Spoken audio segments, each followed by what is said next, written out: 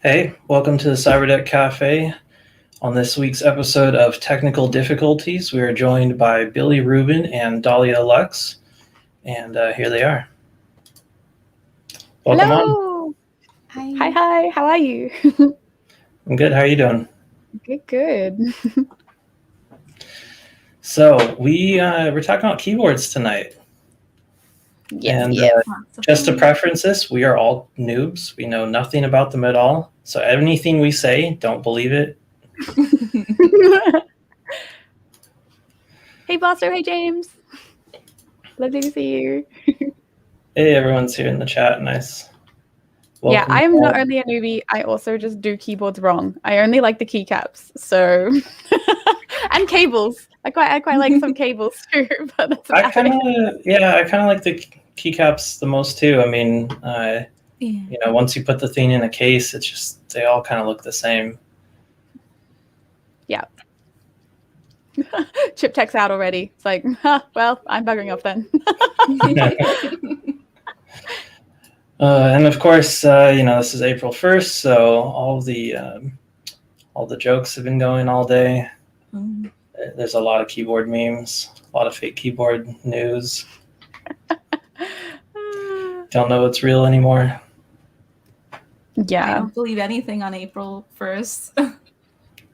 I think that's why. Next day, then it's real. I mean, this whole stream is fake. It's not even happening. Right. Well, yeah, it's happening in the past for me because it's April 2nd here. So all the tricks happen to me on April 2, so I never know what to believe. I'm like, is it still April Fool's? I don't know. So do you guys have April 1st? I mean, do you play tricks on each other yesterday then? I mean, I think some people do, but I'm very lazy, so not me personally. I guess I'll just start things off. I got a Model M keyboard recently. And just before starting the video here, I was busy cleaning it all up. Oh, dang. It's about classic. 80% clean now. Hey, that looks pretty good. Yeah, I mean, these lights do wonders too,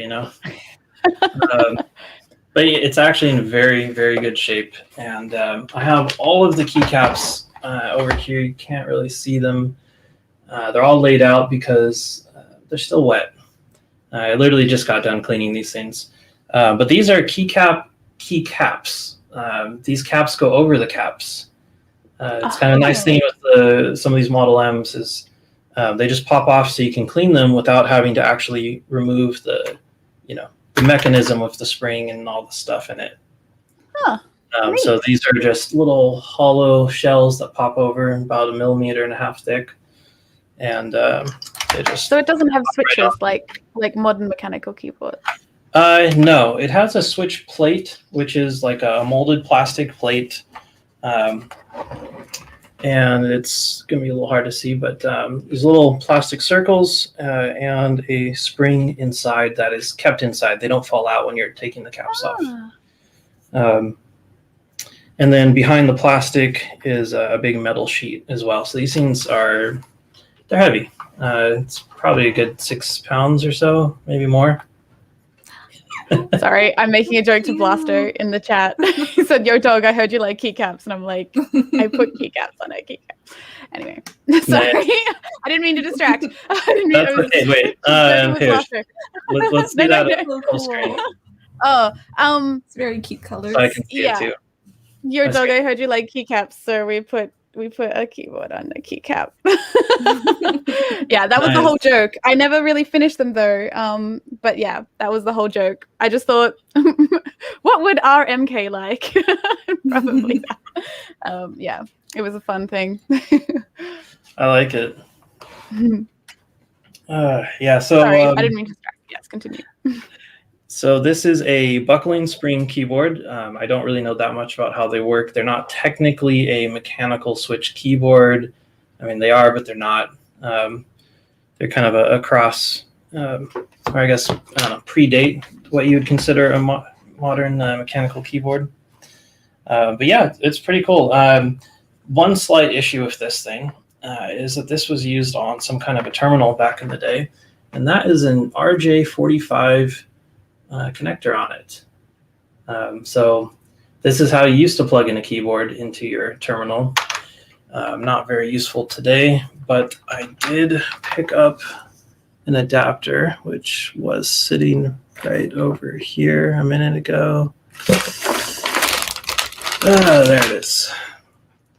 All right, so this fat thing here, RJ45 plugs in. I think on this end there is some kind of a chip inside that translates it and has all the programming for the different caps, which you can reprogram as well. I haven't actually tried this thing, so let's just see do it live. Works. Yeah. Oh yeah. Because things always work really well when you do them live. Oh yeah, definitely. They're known for that. Yeah, guaranteed. Well, I heard the computer ding when I plugged it in, so something happened. Promising. Oh, yep, I got stuff. Hey, awesome. Nice, it is typing. I got no idea what the layout is here. I'm not familiar with it, so I don't know what I was really typing, what I was supposed to be typing, but nice. All right, well, I guess that thing just works. That's always nice. Just plug and play. Oh wow. I wasn't sure, if the adapter would show up anytime soon. I think it shipped from the Philippines or something, but it got here in just a couple of days.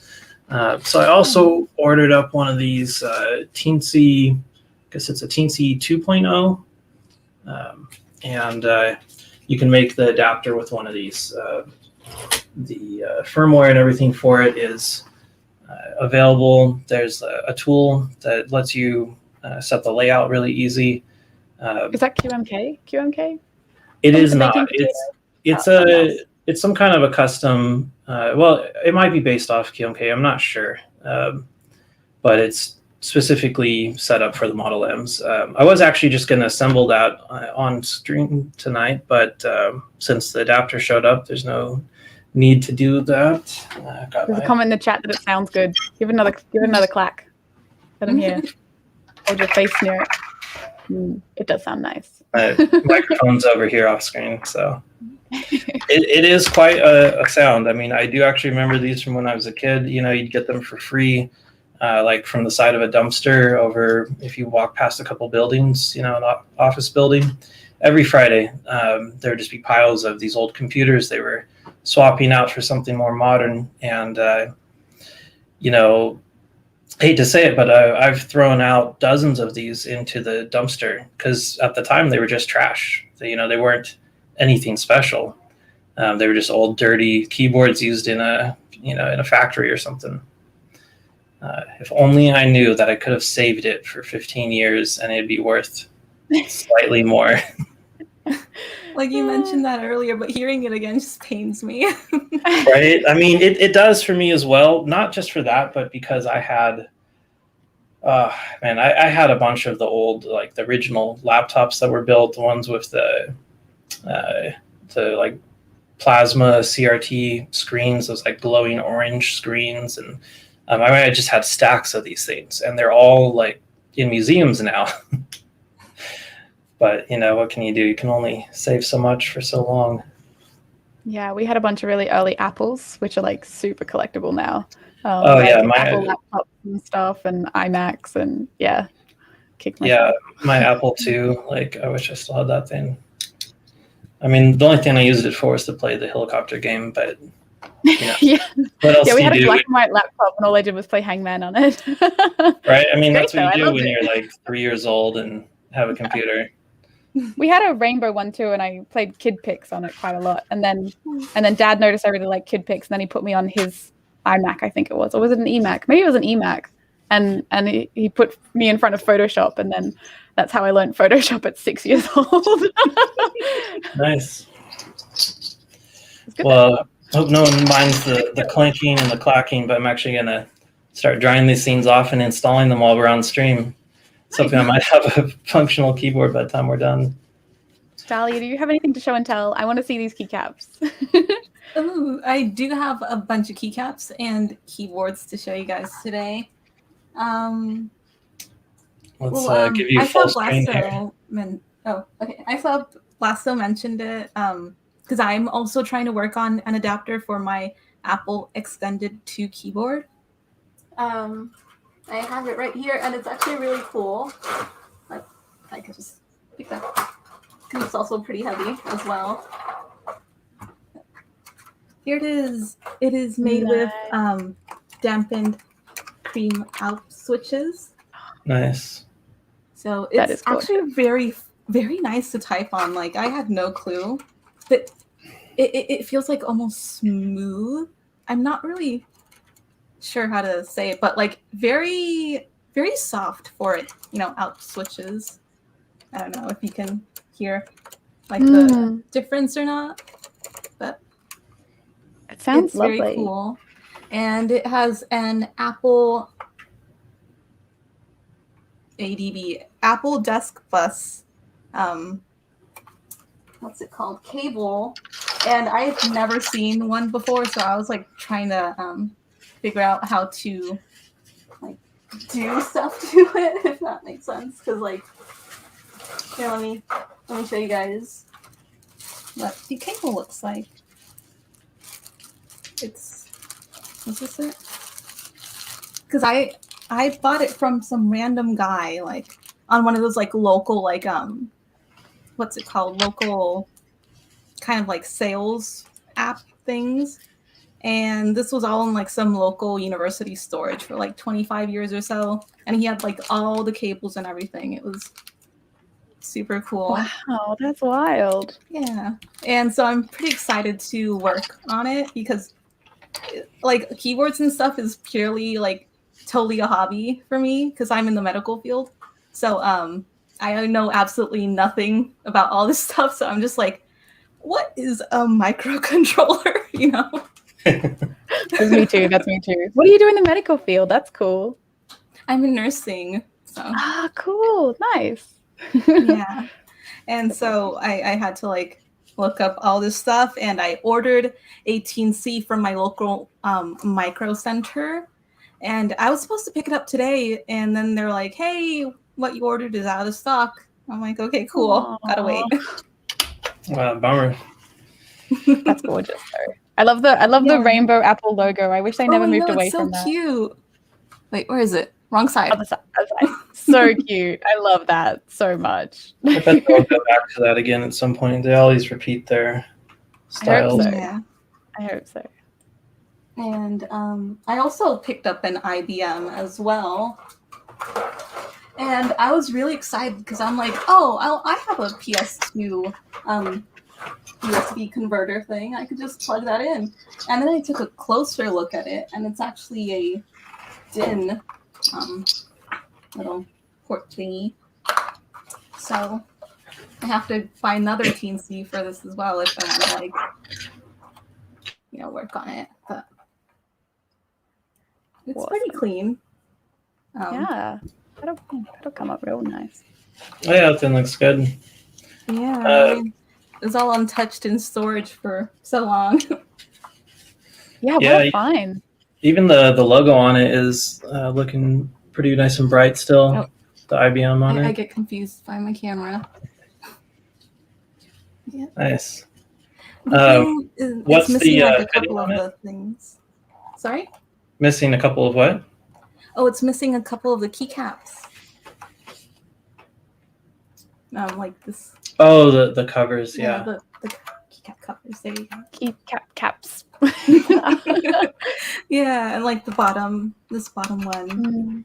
So while it's like super cool that it's convenient to take off, like they do get lost because they can, just fall off. That'd be a good excuse to make your own. Yeah. Ooh, I could.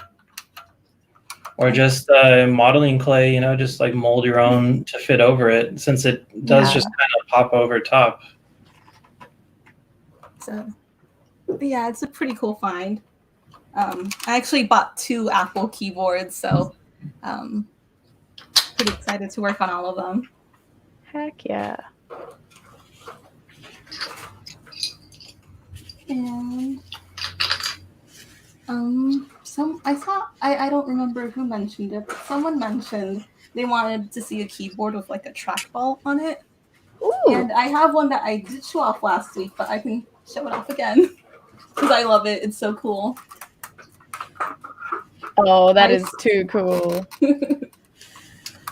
Yeah, that's the one you got to get working, you know? It's, yeah. Like, I feel like I've seen it before a long time ago, but maybe once, you know? Like, that's kind of a rare piece. Is that a trackball and mouse? That is too cool. I love that.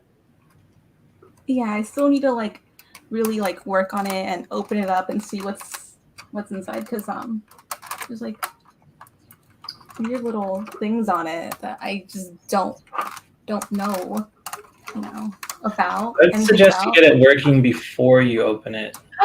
It has a Just flip top. in case. And the little LCD screen, like what? Why is there a screen? I mean, I know why people do it now. They put like pictures of the dinosaurs on it, but a 30-year-old keyboard, why does it have a screen? That is right. Cool.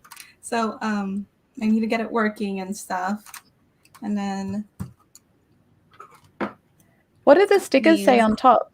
Captain Numbnuts is asking in the chat. Just has a bunch of commands and stuff. So I don't know if my camera. Here you go. Riskable says that one is a clock. Is it? Oh, it's a clock. And Riskable will be joining us in a bit too. Maybe we can pick his brain on that one. Oh, totally. Because I was just trying to figure out like what the LCD was as well, but it totally didn't cross my mind it might be a clock. I know, it's like, why do you need a clock on a computer? But the computer that was originally built for probably didn't even have one. Dang. Yeah. It was a fun, cool, like little eBay find. Yeah, I love the trackball thing. One of my friends was talking about making like a keyboard that like is in pieces, so you have like a split keyboard, but then you could clack stuff onto the side, like a numpad or a trackball, like for 3D modeling. You know, like a Space Mouse kind of deal, and like have it like modular keyboard. I just thought that was such a cool idea. I really want to build one. I hope he does. We're having some technical difficulties here with the display. I'll just someone clicking too much. I don't know if I can drop out without closing the stream down. Oh, you can't see stuff. We can see you fine. You look good. Am I on the screen? Because on my screen, I'm like half of the video's cut off. Oh, on mine it's us three. Yeah, the full screen. Okay, cool. Then we'll just leave it. For me, half of me is just like cut off, and it's just black on the other side. Oh, weird. No, you look good. You look good. It's lying. That's so cool, Dahlia. That's such a cool find. All those finds are really cool. Yeah, that's awesome. I'm planning on actually going back and grabbing some more boards for a few friends who are like, hey, can you please grab me some of these? Yeah, you showed me that picture of the pile of Apple computers and stuff. Like, that's ridiculous. Do you have that picture? You could show everyone. Oh, yes. Because that's kind of cool. I haven't seen that many of those machines in one spot in a long time. Oh, here, I'll just upload it too.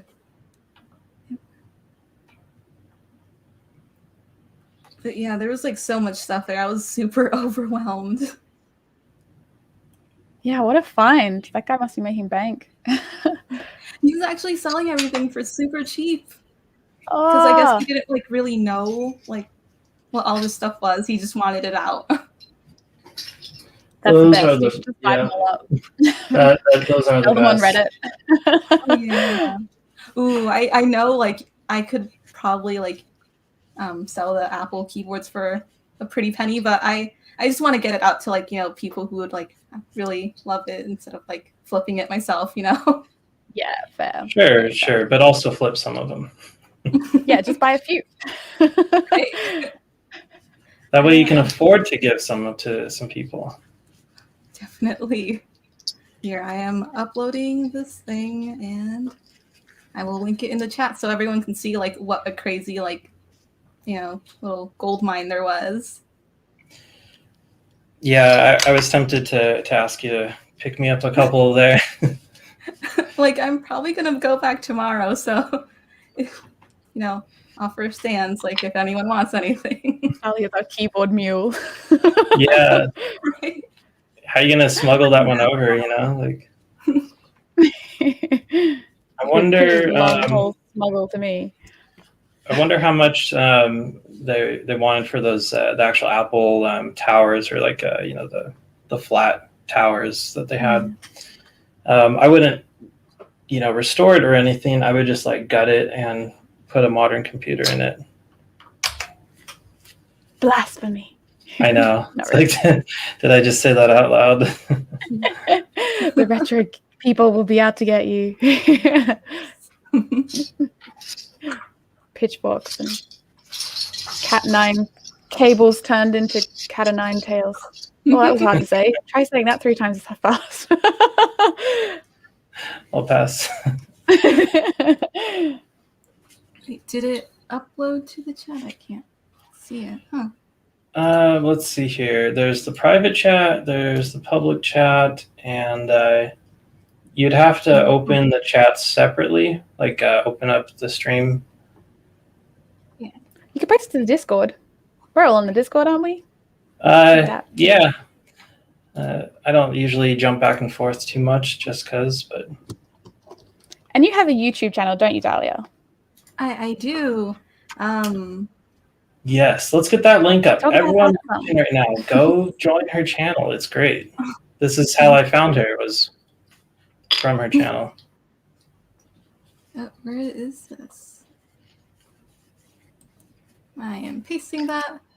Okay, because it's been a little hard for me to type for the past couple of weeks because I'm having a board worked on right now that I couldn't fix, and it had all of my my key set on it. So, like, despite having all these like keyboards, this is what I've been typing on for the past 2 weeks. Oh no! Where's your keycaps? They're gone. No, You just populate it with all artisan caps?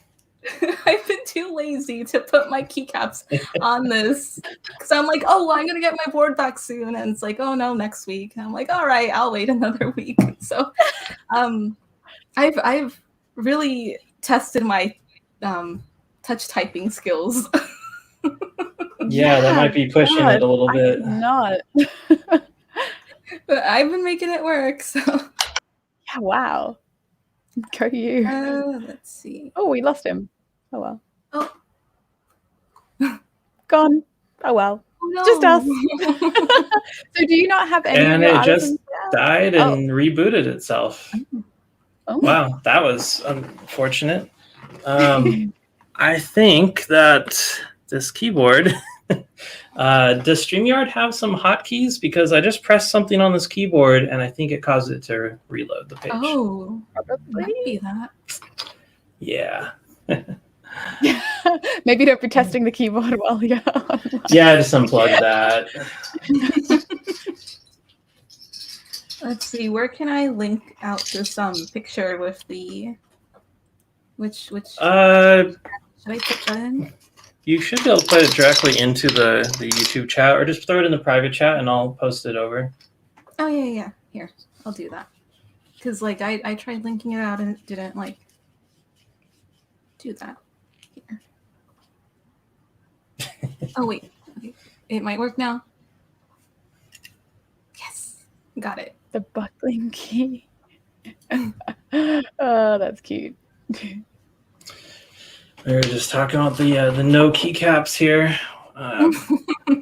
This is my 50% keyboard that I'm working on. I do not have keycaps on it because I haven't printed them yet. The spacing on this is no space. So there's just about 0.5 millimeter between each switch, and a standard keycap will not fit next to itself. So I'll be printing some narrow keycaps for this, which will have, they'll either be flat or domed up slightly, which works better on small keyboards. But this is for a little miniature computer I'm working on. That's adorable. Look how little it is. Oh my god. and the screen for it. So this just kind of like goes on here. It'll hinge over. Be this little package here. I wish I could make it a little thinner, but there's only so much you can do with mechanical switches. These are the Otamu, I think is how you pronounce it. They are a low profile switch, and the keycaps I'll be printing only add 2.5 millimeters to the height. So overall, it's going to be quite thin for a mechanical keyboard without going with like the chalk switches. So that'll be fun. I actually just printed this one yesterday, and the LCD holder earlier today. I just started drawing this a couple days ago too. So I don't even know what it's going to look like yet because I haven't finished designing the case for it. This is one of those just kind of make it as I go. Yes, I know you like small keyboards. Yes, I do. And here. It's very easy too. I mean, doing the switch plate, everything just fit first try. This is printed out of nylon carbon fiber composite. I've moved on from like PLA. It melts out here in Arizona. You leave something outside in your car, it just melts. It's destroyed, which is kind of unpleasant. So moved on to only printing in high temp plastic so I can avoid the melting. And that one actually works really good if anyone's looking for a nylon. This one is atomic nylon carbon fiber composite.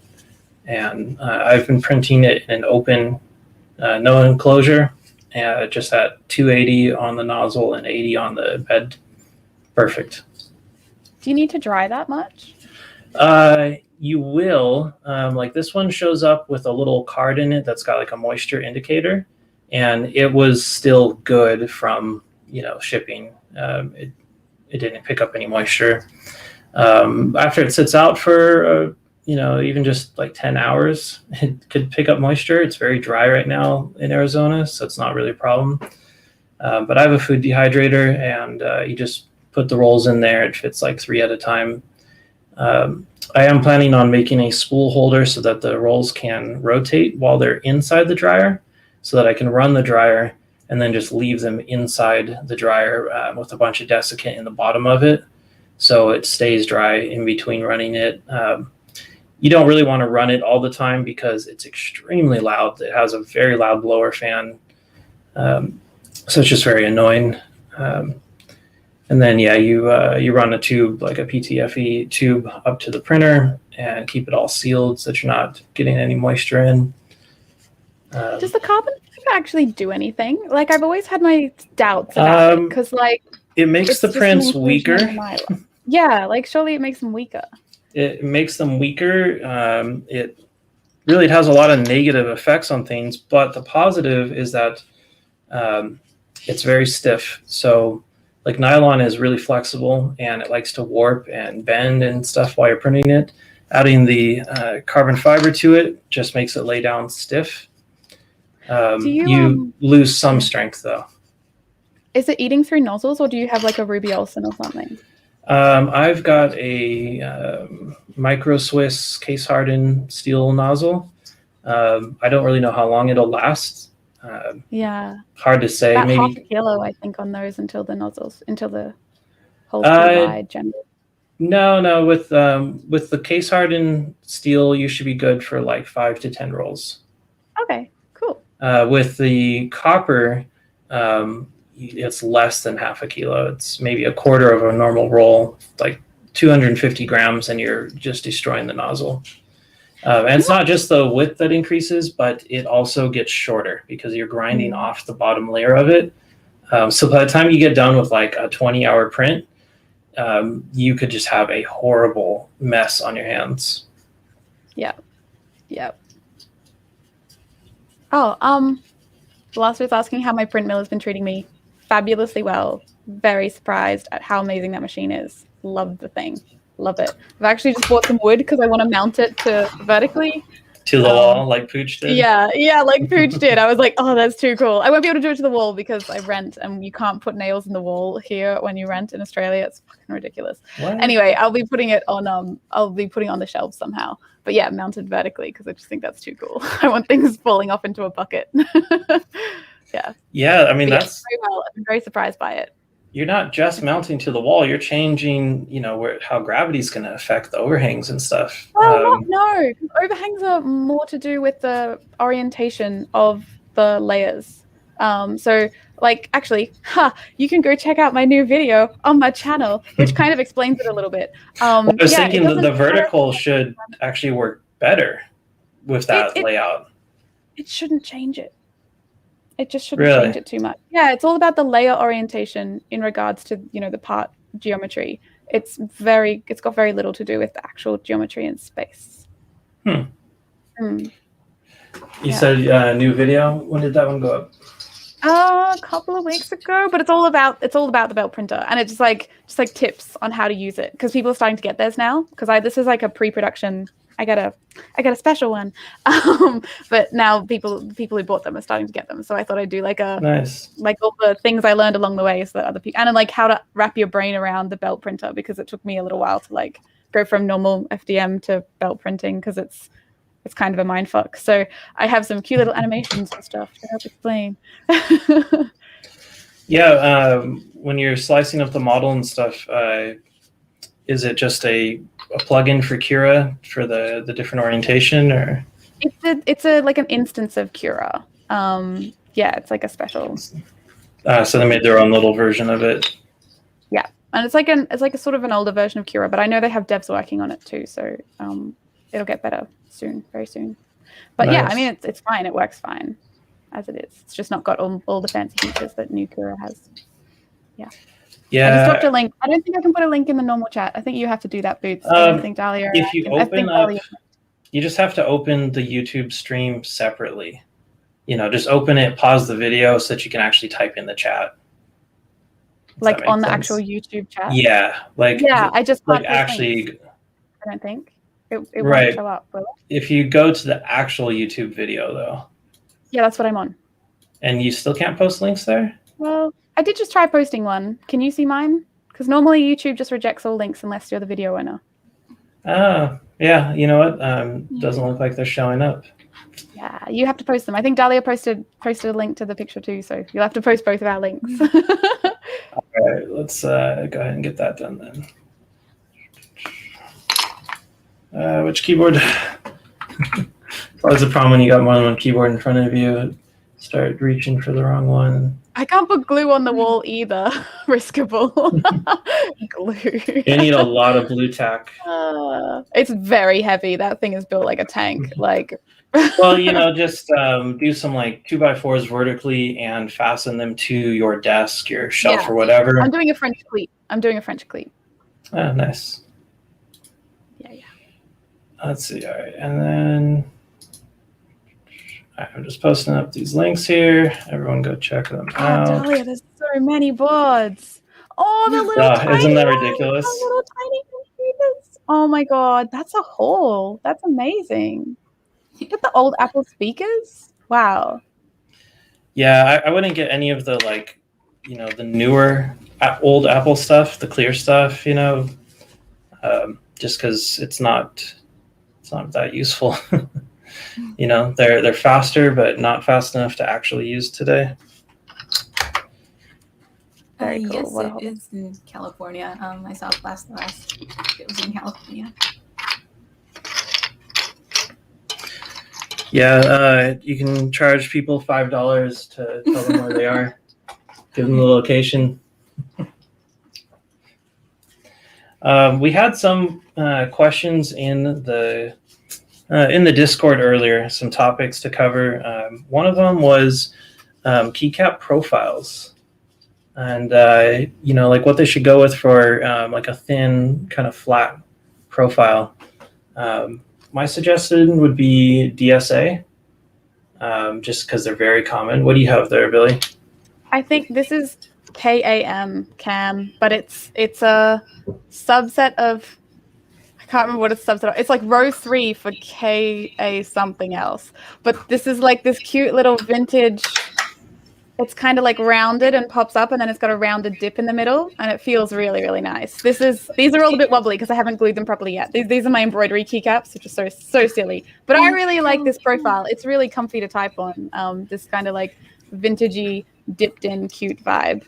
So it's like row 3 of what keyboard do you have that on? This is a Gherkin.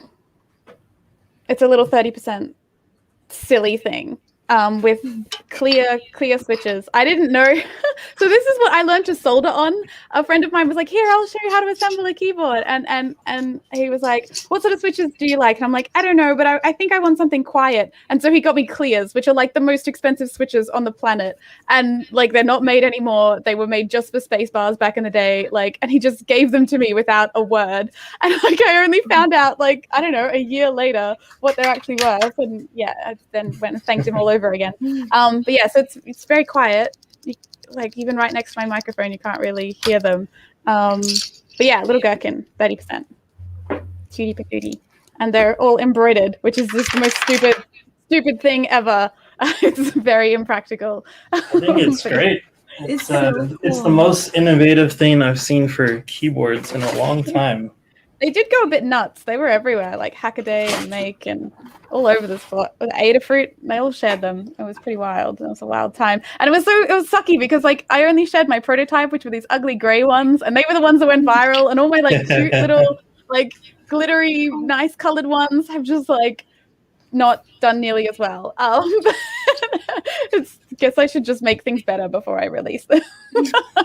Yeah, but then if you never actually release them, you know. It's true. Yeah, it's better for me to just release something. Yeah. But yeah, I really like this profile. It's really comfy to type on. It kind of like is just the right. Your fingers feel just right in them. I'll look it up exactly. I probably can get a link to someone who can explain it better than me. Okay, so it's the row 3 from the cat switches, KAT. So it's row 3 of them. Here, I've got an explanation.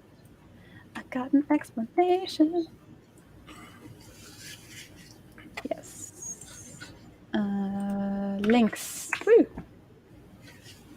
Yes, I really like that profile for slimline stuff. But if you're doing like cutesy fun things, you want lots of room. So go like SA for like, so you can put all the things inside your cap.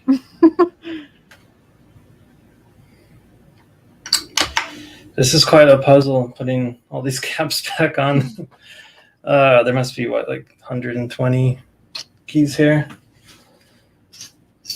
What about you, Dahlia? What's your favorite profile? I think it's hard to choose one. I just know I don't like SA. I can't get used to it. It's just too tall for me. I have like little stubby fingers. That's totally fair. I don't really type on SA either. Yeah, I've never liked them when they have the different heights, you know, so that slope. I've always just liked a flat keyboard at a slight angle. I can't get used to like entirely flat boards either. I don't know. It's weird. Makes sense. Everyone, I think that's the beauty of keyboards. You can make So it exactly how instead, you like it, right? You just type on a keyboard without keycaps, you know? Yes. Dahlia just doesn't like keycaps. No keycaps. I hate them. Make a keyboard. That's why all I show is keycaps. I'm like, oh, I hate this. But the ones you show are mostly artisans, right? Mm-hmm. They're all artisan keycaps. I love looking at artisans and like stuff people come up with. It's so cool. Like I'm still thinking about your cute like embroidery keycaps. Like how did you print them out and then like they all have like the so they're printed out. They're printed out like that, and then I have a stem which clips in the bottom. To hide all the ugly sewing. But yeah, it prints out blank like that. And then you embroider it, and it's like got some dodgy dodgy thread on the back, and then you put your little butt in and close it all up. Yeah, I haven't glued these ones. I think I want to make the butts like kind of push fit a little better. At the moment, I think I made them just a little oversized. I think because I'm printing them flat on the bed, they just overcure a little because they're the first few layers. So they get like slightly larger than they normally would be. So I just got to work out a couple of settings, I think, and try it again. But yeah, you could just use the there's a compensation for that built into G2 box. Ah, cool. I'll give that a go. Beautiful. Yeah, it's just like the elephant foot compensation for FDM. Yeah, perfect. I'll give that a go. It does work. It's not perfect, but it helps. What I like about these is like partially you can kind of feel the difference between the different letters, but also I really like that you could embroider multiple different letters on or different characters on the same set of keycaps. So if you had multiple layers like you would need on a 30% keyboard, you could like have them all as little symbols off to the side, like you could have the main character, but then like the other layers characters on there too. Like I worked out a little while ago, I wonder if it's in this book. I worked out a little while ago how to like that you could fit like 3 really easily, and you could do 4 even if you wanted, different layers, but all with the legends on the keycaps already, and all totally custom, obviously, because you're embroidering them. So yeah, I just kind of liked it, and it's really nice. It's like nice having something soft under your fingers. Like it's just very different. Yeah. Those would probably work pretty good on the Model M. Since sorry, it what was just that, has. Dahlia? You're really quiet. Oh, sorry. I was like leaning back against or away from my microphone, but it's honestly so amazing. Like, thank you. You could just change, like, you could just have the same keycap, and then, like, if you're bored of it, just take out the little thread and just like embroider it a different way. That's so cool. Yeah, I just think it's really fun. Like, yeah, and I mean, I really enjoyed embroidery when I was a kid, and like cute little pixel art and stuff. Like, I just live for ridiculously cute things. So like, yeah, I think it's really fun. And didn't you increase the number of dots in it? Yeah, it's a 7 by 7 now. 7 by 7? 7 by 7 dots, yeah. I thought you had made a much higher density one. No, I think it's just been 7 by 7. Yeah, this one's 7 by 7 as well. Yeah, any more and you don't end up with much material, and it just becomes really hard to print. Yeah, I don't know. But the links are all on Print if anyone wants to make their own, and if you do, please tag me because I would love to see other people's creations. I would really enjoy that. Do you print too? I don't, but I really want to get like my own machine. I've been like looking at different ones that were like recommended, and I'm probably gonna go in on one pretty soon because there's so much stuff I want to do. Yes, you should definitely. If you have any questions, like I live for 3D printing, so if there's anything, I don't know, if there's anything I can do to help, let me know. Because have you decided on going with resin or FDM? Like, do you want to print your own keycaps? I was thinking about that. I might. I honestly don't really know yet. Like, I just want to make things rather than like keycaps for now.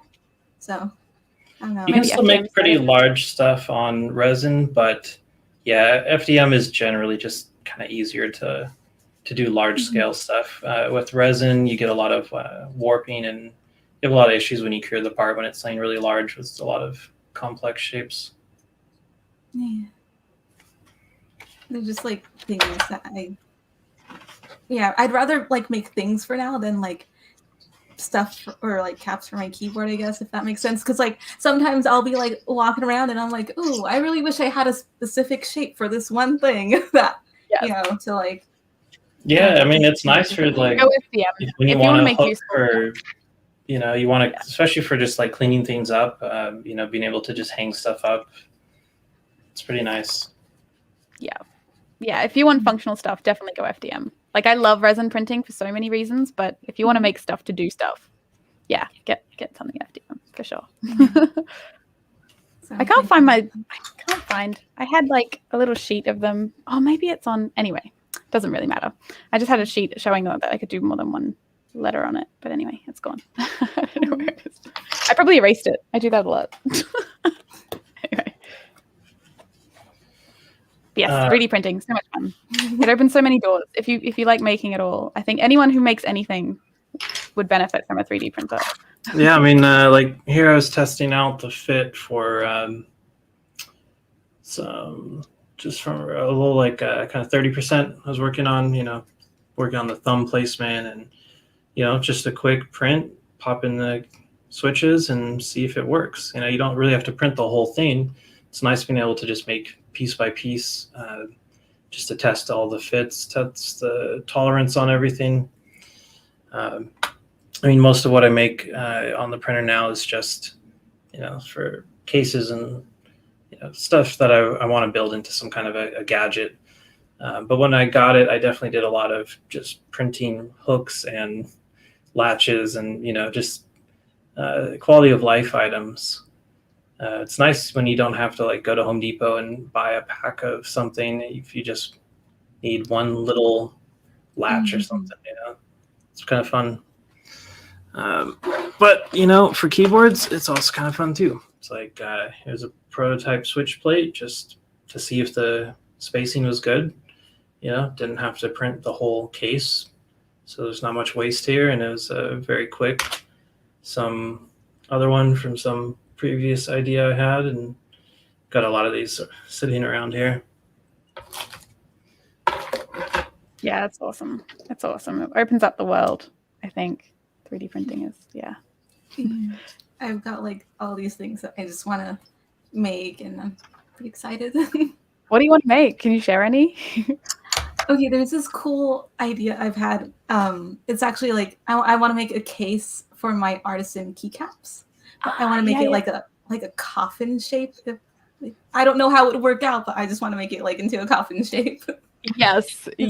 Oh, that would be cool. Because I need more boxes because my collection is getting pretty big. And okay, this is really bad, but sometimes I throw them in like little like Ziploc baggies, which I shouldn't be doing because it might like scratch up everything or even like break some, because there's some that have like little tiny parts that might break, and I just need somewhere to store them. Yeah, well, 3D printing to the rescue. Hell yeah. Oh yeah, Billie, do you have that painter tray, your portable paint kit? Oh, that was a really cool palette. Yeah, that's a really cool case that you built for that one. Yeah, what did I do with that? Is it in here? I think I'm on version 2. Yeah, no, I don't have the white one. Are you talking about the one with the fabric hinge? Uh-huh. Yeah, I don't think I have that one handy. What did I do with that actually? That would be probably a pretty good way for Dahlia to make a case for the artisans. I can probably demonstrate with something else though. So it's quite easy. Is it here? No. I think I threw it out, or I think I gave it to someone. I'm not sure. But you can put fabric into your 3D prints to make like hinges quite easily. So if you needed like a lid for your box, that might be a way to do it. So you can like print a couple of layers and then lay some fabric down and tape it down and then print the rest of your print. And so the fabric gets kind of sandwiched in there. And so you could make hinges and stuff that way pretty easily. Yeah, I don't know I can't remember what I did with it. I have this vague recollection of like dismantling it because I was making one for my bestie. And I don't know what I did. I don't know what I did with the original. I'm not sure. I've been making other ones in little cigarette cases since, like this one, little, like cute little cigarette case, and then it's like a little watercolor palette inside. Which I just, that's cool. Yeah, so I 3D printed the little insert, and this is a brush I made out of a pen. This is like the middle part of a pen that I made, so you can do that with the brush. So you have a full size brush. But yeah, so I've been really into like putting watercolor palettes inside of things lately. And I have like some little necklaces and stuff that I've done the same for. So yeah, I don't know what I've done with the really big one. I think I might have thrown it out or something along those. I've given it to someone. I know I definitely remade a new one for my bestie, but I don't know what I did with the original. I can't remember. Oh, I gave it to my partner. I gave it to my partner. That's right. Yeah, because he took up some gouache. That's where it is. It's downstairs. Took me a while, but yeah, that's where it is. That's so cool. I had no clue you could do that with like the fabric. What the heck? Yeah, it like that was a necklace that I showed, but you can do it with keyboard stuff too. Like this is my ongoing Cyberdeck that has been going on since forever. Like since I was the second person on the community for Cyberdeck so bad. I've never Hold, actually made a Cyberdeck. hold that up there. Um, I've never but- actually seen this before. You haven't seen this? I've shown you No, this. no, not once. Well, this is going to be my key plate thing, and it's not mechanical, but it's one of these little. This is from one of those TV remote keyboards, and so this is just like one of those little push button, like it's got little cookies in it. RII brand. That kind, but it also has like a little mouse here too, and like arrow buttons and stuff. So I thought it was quite neat and would be cute in a little.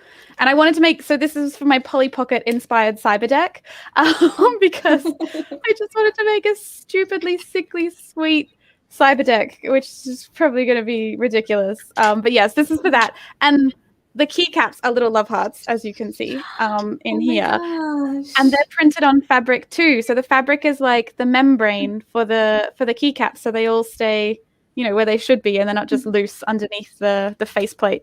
Now that you've revealed this to everybody, I'm gonna have to get finish a lot of questions. Oh, really? Oh, I don't know. It's not too tricky. I have an article about fabric printing on my blog. So, yeah. I've got Ryan is saying, I'm always impressed by Billie's organization. I can't keep my workroom consistently packed/clean. This is a story, Ryan. So all my life, I have been extremely messy. And I've only worked out in the last couple of years. And when I say messy, I mean like hoarder levels messy. Like you would have to wade through my craft room to be able to move through it. Like I could be on a show kind of messy. And so it's only in the last couple of years I've kind of worked out how to be like this all the time. And I've been through sort of a journey, and I started putting together a few tips in the hope that I would make a video, but I ended up getting a full-time job. So instead I've just put the tips, my brain dump notes for the tips onto my blog, which actually shows you how to get from hoarder levels of crazy to here. So I thought I'd put it out there because I know a lot of people. I have ADHD and I'm a maker, and I know a lot of people in the community are similar in at least one of those regards, and so it makes it really hard to have tidiness. But it's possible. And I've got a blog just telling you how. Yeah, I'll be checking that out later. I should probably start dropping links to the things I'm talking about. I'm not trying to advertise, but I accidentally am. I'm sorry if that's bad. I really want to see all this. I told you got to plug everything you're doing. That's what this is all for, I'm gonna Share have to get what you're doing. You to post the links, but that is the how to be organized.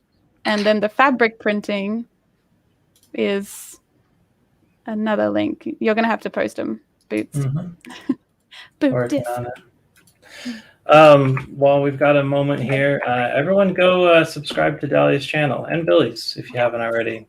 And this one, subscribe to this channel. Subscribe to all the things. Support on all the Patreons. Yes. Do all the things.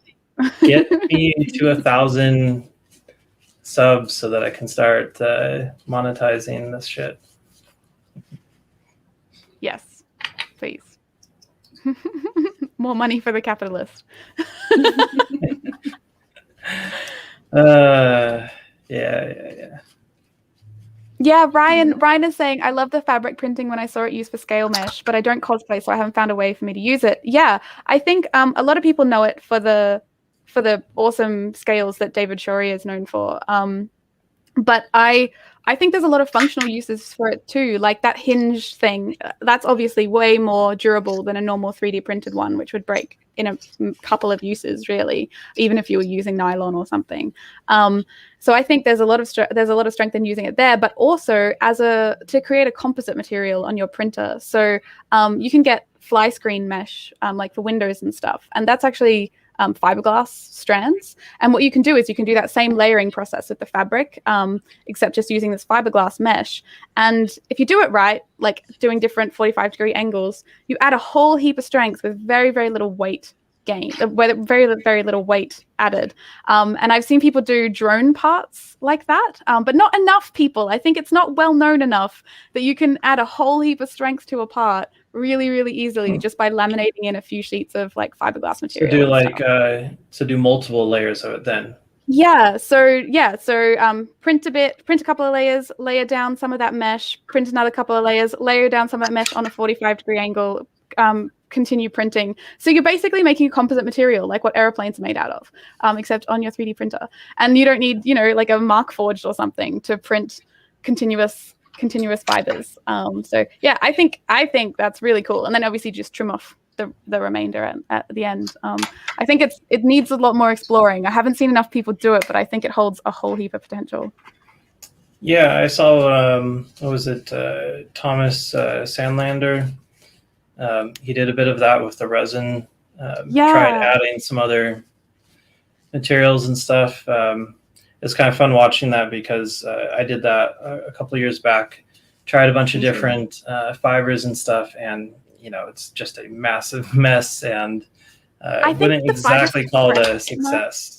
Yeah, I think the fibers compress too much, but this is resin printed. You just need, like, if you're just doing layers of fabric, it works. I think when you're trying to, like, he was mixing in like cotton fiber and stuff, and it just compresses, like it just sinks to the bottom and squishes.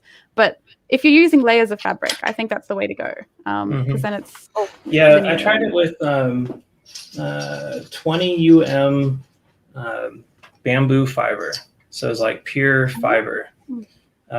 Got it from some company that sells fiber for like food products and stuff. When I told them what I wanted to try it with, they're like, okay, and they sent me a bag of it that's like this big, for free, and they're just like, sure, go ahead, see if they thought it was cool, try it for a new use. That's nice. They're like, you can eat it if you want, it's fiber. Like, that's what it's for. It's an additive, it's like something you throw in your food. Well, bamboo shoots are quite tasty.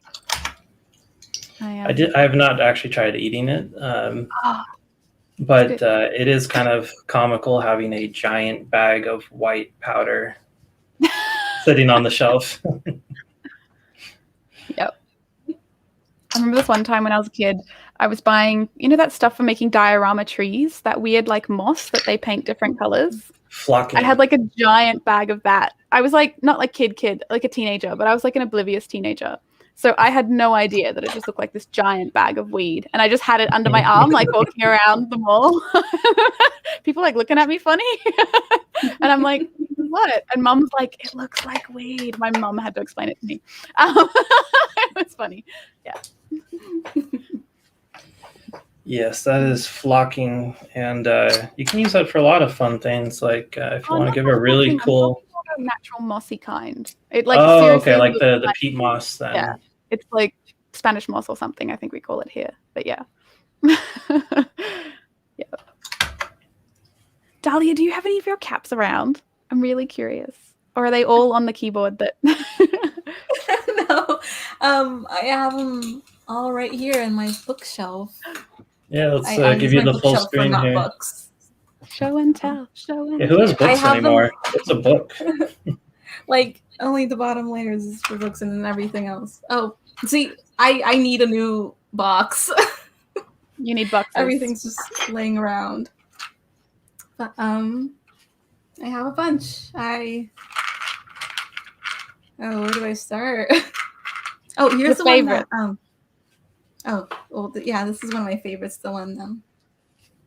Oh, you know what? That's something I totally thought of too. Was like making like a little, I don't know, like a little stick or something to be able to like hold my caps, and like, if that makes sense. Like a wand, just like, yeah, exactly, like a wand. Yeah, to fit the stems on it. Mm-hmm.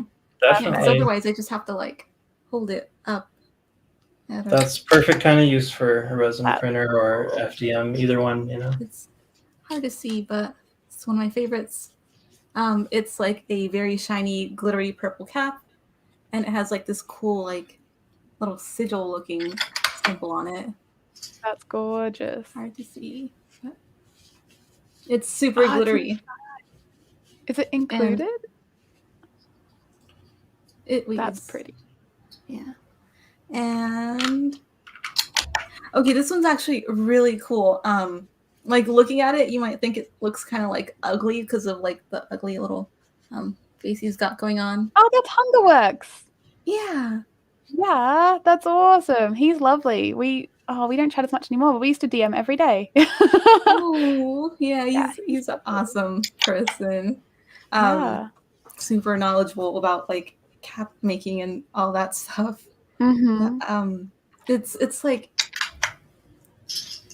a 2-part cap as far as I know, or 3 parts actually, maybe, because like the little stem should be 1 part, I think, and then like the popsicle or the little like wooden popsicle and the face is 1 part, and then like it's kind of like encapsulated by the outer portion of it, which is like the gooey like hands and everything.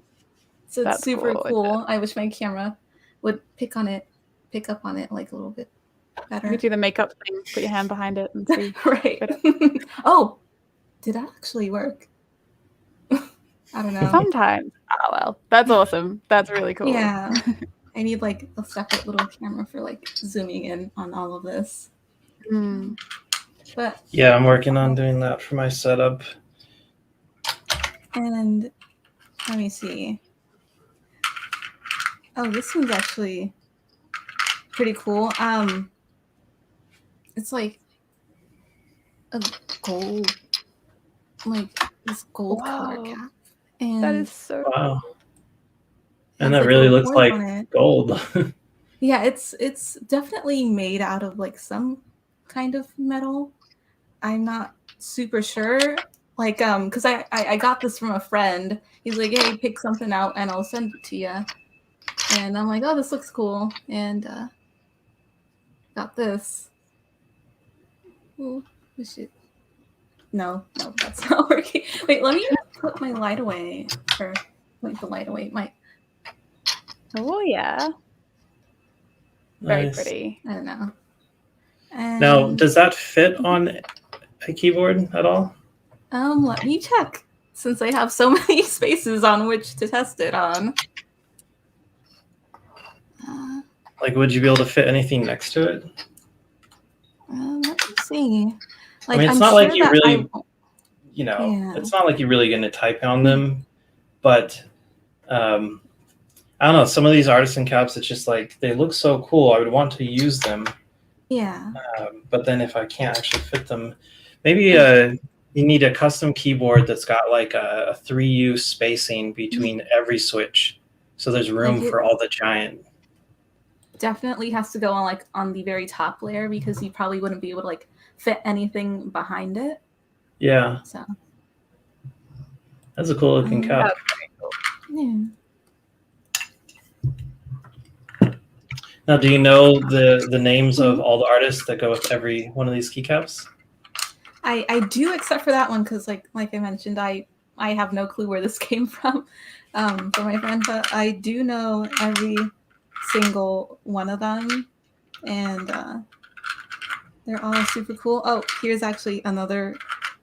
Okay, have you seen these, Billie? They're super cute. The little bongo cats. Oh, so cute! Oh my gosh! Oh, the little paws! Oh my god, it's adorable! Oh, that's great. So cute. They're super popular right now. That's so cute. Super Is that hard one of to them get that my glows hands under on. UV? I don't remember, but let me double check and see if I have my flash here. Chip Tet is asking, this is a total noob question, but what's a U? A U is a unit, and it's like a keycap. So like normally like one single keycap is a unit on a keyboard. So when they say 2.5 U, it's usually like a shift key or an enter key or something, where it's like 2.5 times the size of a normal keycap. Yeah, hope that made sense. It's not really picking up on it, but it You can does. tell that It does thing really glow. glows. That is amazing. Yeah, you have to hold the UV light back farther from it because it's just too bright for the camera. Yeah. Yeah, now you can see. Wow, that is really cool. I've been trying to make some of my resin prints glow like that, and some of the resins just naturally are fluorescent under UV. But my girlfriend's got these UV powders that she puts in her resin castings, which I'm gonna borrow a few of to try out. UV like glow in the dark? Yeah. I've tried it. They just sink. They're too heavy. Well, Maybe yours are different, but mine are too heavy. We've both done a lot of the additives in the resin, and I've just kind of learned to work with the fact that they sink, like all the powdered pigments that I've used in it. And I've kind of figured out how to make it actually work. That looks really cool. That one's amazing.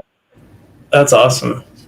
That's amazing. And who is the artist on this? You should tell us all. Who has. Oh yes, this is by Hello Caps. He does these mostly like little cats, and they're super cute. Hello Caps or Hello Cats? Oh, Hello Caps. CAPS. I will try to link his stuff. Let me see.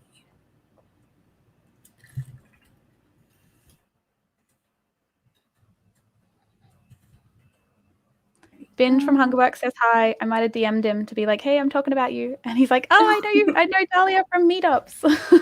Oh, hi. Nice. so cool. Let me see if I can find. Because as far as I know, Hello Caps only has like an Instagram account. Up here, found it, and I'm linking it in the this thing. Beautiful. I've always wanted to do like with the glow powders, like do like a little TV screen with a glow through light and have like a UV light on underneath so that it like glows through really bright, and then maybe have like some little interchangeable films that have like old school displays on them. Like you could do like, oh my god, my brain. What's that one where everyone dies of dysentery? The game that everyone dies. Oregon Trail, yeah. Oregon Trail, yeah. And have like that, you know, like as a little. They're not supposed to die of dysentery. That means you're failing. You lost the game. But like have like little overlays you could put on it for like old school games and stuff. I think that'd be really fun. Have like a glow through with the UV light and the glow powder. Like so it gets that fluoro green kind of vibe. I don't know. So I've always wanted to make that like a keycap goal. Like to look like the screen in the game?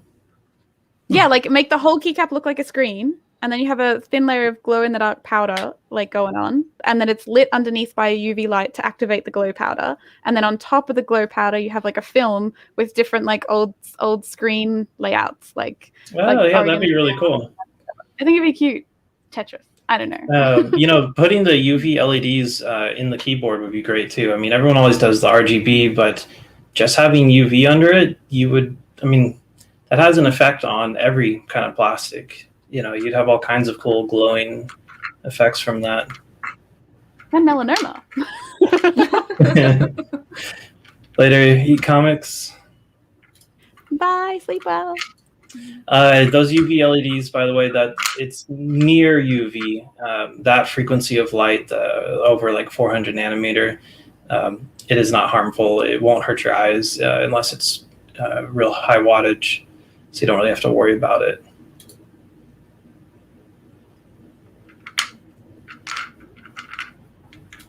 More keys, Dahlia. Do it. I want to see them. I'm sorry. I keep getting distracted, but I'm really keen. No worries. You're all good. Okay. These ones are actually magnets, so like they stick together when I'm not careful. But they were imperfect keycaps, so hence why they were made into magnets, because the maker of these keycaps, Gaff Caps, he holds himself to like a really high standard of like keycap making. So if there's like one tiny little imperfection, he will completely like destroy it or like just get rid of it or make it into a magnet. That is really cute. Oh, that's amazing. You gotta be really careful with like storing it because the eyes might be able or might fall off. I had a friend who like dropped it and the eye fell off, and it was really hard to glue it back. And this one doesn't really. Oh, the tongue glows, but it's hard to see. That's cool. You can kind of manage to see it, but not very well. This one glows a lot more, though. This one is called the Trash Panda because it looks like a little raccoon. That's what I call my dog. Oh, Aw. That's really cute. Ever since my dog started playing with like this big cardboard box, I keep calling him trash dog. So I'll give him like bones or like little tennis balls or whatever to play with, and he just opts to play with like a cardboard box instead. Isn't that always the way? I should pick that better because this one, I love the color on this one, but it's hard to see. But it's basically like a glittery like blue mix, and it has like star and moon shape like little pieces in it. Lovely. Yeah, That sounds it's super awesome. cute. There it goes. Okay, this one's really cool. This one is called the Shishi by Keyforge. It's hard to see, but there's like crazy amounts of detail in this. It's like an Oni mask kind of thing. Oni mask, is that right? It's like a mask, right? With a dragon. It looks like the little like lion dogs. Yeah. They're beautiful. And the gradient that they do, it's kind of hard to see on the video, but like that it's gradiented out, so gorgeous. Yep. Amazing. Zoomed in better. But it's really cool. I love like all the details in this one because there's like big chunks of glitter, and like I am all for like big chunks of glitter in my keycaps. Hell yeah. I love glitter. Anything glitter. I think we all love glitter here, actually. I think Boot just is a rare male who likes glitter. Oh, I like glitter that stays contained in one spot and isn't on all of my stuff and inside my camera lenses and. That's fair, I guess. I use glitter in everything, and my partner has basically said like, oh, if I was allergic to glitter, I wouldn't be able to date you or anything because I have glitter everywhere. Me too. Yeah, I know the feeling.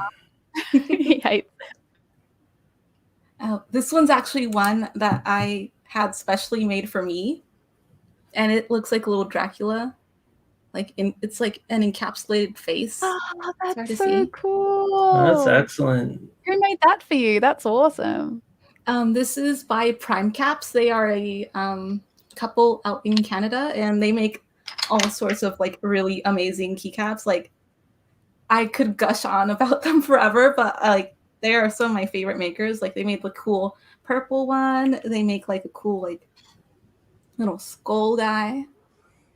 It's hard to see, but this one's like super glittery in person.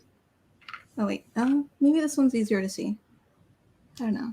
But they make that. They make all sorts of really amazing stuff. Like this cap is so they make the albumin, which is basically see, I got so excited I hit my desk. It's basically like a keycap that has like a very, very thin, like wafer thin little layer that's encapsulated by clear resin. And they've more or less like kind of kept it secret about how they make the keycap.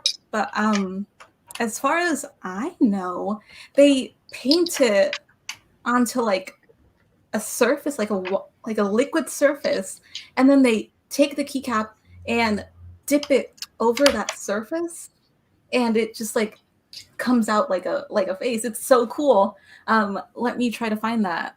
Yeah, that sounds awesome. Really keen to see that. Yeah, that sounds like just doing the hydro dipping. Yeah. I forgot the name of it. Which is not easy to do. It really is quite a art to get hydro dipped stuff to come out good.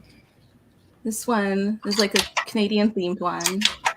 Oh, that's cute. If I turn it over, like you can see like it has like the face on it, but like they dipped it onto whatever design must they be had. hydro dipped. That's so cool. That's super awesome. Cool. And they're working on like some other like really cool secret stuff that maybe I'll get to share later, but they're just like amazing makers. They're totally super talented. And let me see. Oh, this one's really cute too. So this one, it's like a little rectangular, curvy looking cap. That's cute. It's kind of like hard to see, but you can kind of see his hands right here. Oh, so cute. Super cute, tiny hands. That's lovely. Little tiny feet. Right there. It's so hard to like show these off without like being able to like properly zoom. So. But that's why you can all go to her channel and see all of the keycaps displayed properly on a turntable. Totally.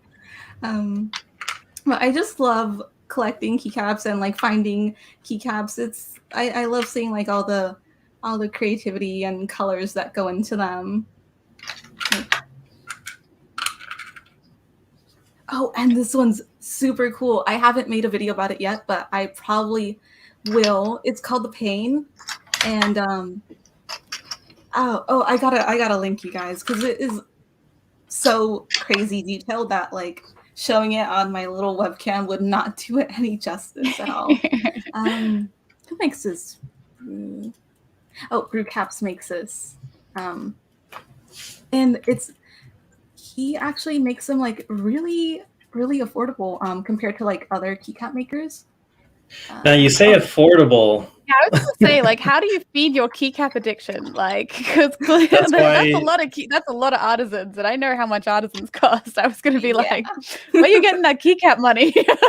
Right? Not really. I was really lucky, and I started collecting earlier, and like as with anything, with age, keycaps increase in value, and I was able to like trade a bunch of stuff and move it around. So I just linked the keycap I was talking about, and if you look at it, it's just crazy detailed. I love it. Oh, wow, that's incredible. Gosh, people get amazing with their sculpts. Like it's incredible. Such inspiration. Because I'm trying to make my own. Let's do it under a microscope. I keep Sorry. I keep looking at all this stuff. Oh no, you're fine. Crazy looking. Dang. I mean, besides having to sculpt it, you could absolutely print that on a resin printer over and over again. Oh, that's true. Like, I don't know, because he puts out a high volume of caps, so. Maybe. Well, it probably does casting, just because it's easy to, duplicate something. But, for your own uses, a resin printer, you could knock out a lot of keycaps like that. Once you learn how to 3D model, which this is incredibly good. He hand sculpted this one, it says. I love I think everyone always does, They always hand sculpt it and then like scan it in and print it and sculpt it. And they usually do quite a process to get those finished designs. You were able to post a link this time. How did I posted it to the private chat. Oh, okay. Let me share that with everyone else then. I think if you make us admins on the YouTube, we can post links, but then you have to make us admins on the YouTube. That's all the power. We'll take it over. Just hinting. Oh my gosh. My third day of my new job, one of the IT people gave me the admin password, and I was like to be able to install whatever you want on the machine. I was like, is this allowed? Like, okay. Anyway, sorry. Allowed, but is this a good idea? Like both of those things, I like deleted it straight away because I'm like, I don't want this on my conscience. Admin, I can't be trusted with the admin password.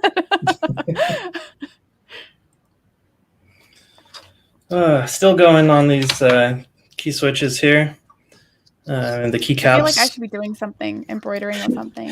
They're just like painting. The layout on this is so bizarre. It's been so long since I've actually used one of these in person, actually seen one. Like, who needs 2 alt keys? Did they use alt a lot? I do like this rule key. Like, I have 2 alt keys. Do you use alt a lot? No, I only use the left one. I should be painting my caps. I worked out how you can do like, the camera doesn't really. Come on, camera. Yeah. you can like get them with alcohol inks, and they make like pretty watercolory patterns. Because I printed these ones out and they were like really ugly colored because I was trying to do this swirly thing and it didn't work, and they just ended up really ugly colored. That was in resin, right? So like now in resin. So I like I've been painting them. So I feel like I should be crafty too. I feel like I should grab my paints and paint them as well or something. I don't know, or make a cable or something. I feel jealous of Boots crafting. Boot discus crafting. Oh, it's late. It's not even. Where's a half? Late? Isn't it like 10 a.m.? It's like 2 p.m. You just woke up.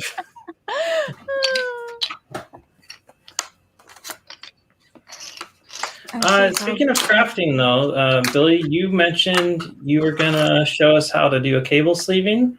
I could, if we were keen. I don't know. What's the time? We've kind of been going at this a while, but I don't know. Is that something we're interested in?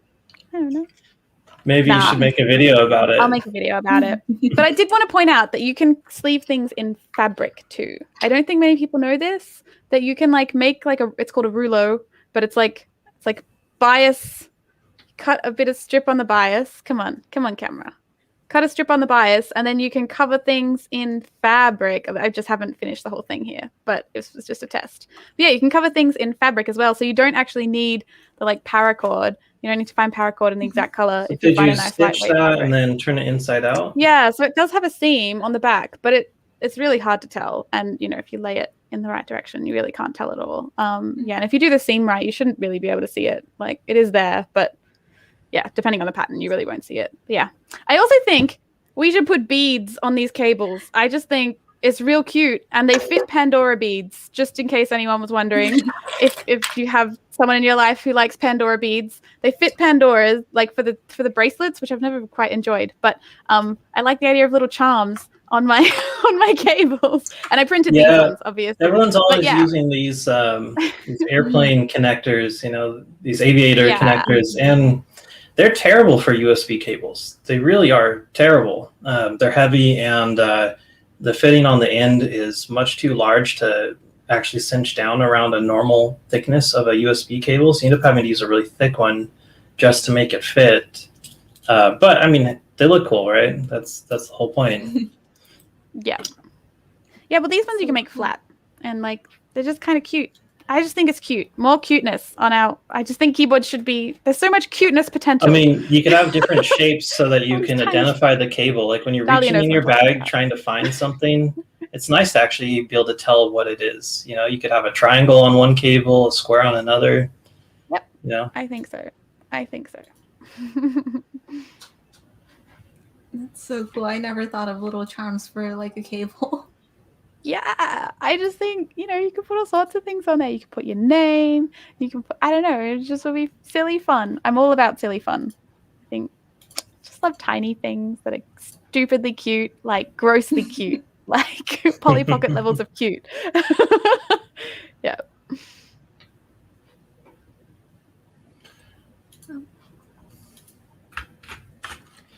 Hard to multitask on these things. Got the chats, got the Discord. Everyone's everywhere. If anyone has any specific questions to ask, post them up in the YouTube chat so I don't have to keep flipping around. Too many things. Yes, too many things. I think there was a question earlier about what kinds of things we would like to see on keyboards that keyboards generally don't currently have. And we talked about the rollerball a little bit, but are there other things that you guys would like to see on keyboards? Apart from beads, like cute little charms, obviously. I mean, all of these like Bluetooth keyboards, all these little mini keyboards, out of the hundreds of them, I only know of 2 that can work in wired mode with a USB cable plugged straight in. That is something they really all should have. They all charge over USB. It shouldn't be much effort to, make it function hardwired as well. Because there's a lot of really cool designs out there, all these little portable things, but you don't have Bluetooth in everything or want to. Like Bluetooth is useless when you're trying to get into the BIOS when you're booting up a computer. So that would be a nice thing to see on more of them. I still have one of these little mini keyboards from from the 0 days competition, and it's very cool. They're a little stiff. I'll admit it's a little hard to push on it, but in this style, I would like to make another one that has a few more, not more switches for the keys, but maybe like some spread out for like a gamepad, like A and B, and a D-pad. But I was planning on making some keycaps for this just the way you did with the cloth and resin printing. I was just gonna say, yeah, you could do the cutest tiny keyboard ever. I tried to make one using the tenacious resin, which is supposed to be flexible. It's flexible, but it's not like you can just like bend it around like rubber. It just has a little give when you drop it. Oh, you should try Monocure Flex then. Monocure Yeah, Flex 30 or whatever. That is like rubber. You actually need to mix something else into it because otherwise the it's just Flex like 100, right? Flex, yeah, something like that. Whatever the Monocure Flex one is like. I still haven't like bought any of that almost stuff jelly level. because it's like $120 for a kilogram to get it here. Oh, really? So it's on my list of things to try. It's just like far down the list, Wait, are the boards still for sale or anything? Because I could try. Can we still get the little mini boards? Cannot. Well, could. Death by Coffee had them made, and Cool. could probably run off a few more. They didn't cost a whole lot, but it is a fun little design. And while I haven't, actually permanently mounted it to anything, I've used it to base a lot of designs off of, just like for making something like for your cell phone. You got like a little cell phone keyboard, that kind of thing. I think it'd be cool to split this, make it wider and split it so that when it's like with your phone, it could go edge to edge, and then in the middle put the microcontroller there. Yep. That'd be cool. Speaking of the custom boards, we are working on one for the Cyberdeck Cafe. Not for this, but for mechanical switches, and we'll have it, in a few months. It'll be up there for sale, and the basic idea is something that is easier to mount in your Cyberdeck design, like lots of mounting holes. There's not enough places to screw things in on a regular, keyboard PCB, and then also just the placement of some of the things, like keeping it as compact as possible while also having good mounting points. And these mounting points will line up with this stuff here, which is 10 by 10 aluminum extrusion. You can't really see it because it's very tiny. But yeah, so this is 10 millimeter extrusion, just like the 20 millimeter extrusion that your printers are made out of. This stuff's pretty neat, and it's got a 3 millimeter slot on it. Takes 3 millimeter bolts, and it's grooved. It's just like the normal 2020 extrusion. So tiny and therefore better. Right. So the keyboard PCB will have mount points that will easily attach to this stuff. Nice. That's cool. Yeah, so that'll be fun. Probably looking at about 3 months, and we'll have some in stock. Heck yeah. That's awesome. See what they're saying in the comments. We're talking about spiral cables a little bit, the coil cables. Chip Tech was saying, not specific keyboard question, but is there a particular place to get coil cables, or do you have to make that? If the latter is the case, how would you go about doing that? So people do can make buy them them, and but sell damn, them, they're and you can expensive. buy them. And the ones that are made by people are normally made by like wrapping a normal USB style cable, like this sort of stuff, around something hot, and then heating it a lot, which gets you a kind of coiled cable, but it's not like a phone one that sort of snaps back really easily. It just kind of looks good for photos. So you can like arrange it so it's kind of coiled, but it's not like that really snappy the phone style one. So I have experimented. Oh, we've got, so you can pull it like a little, but it's not like the old days.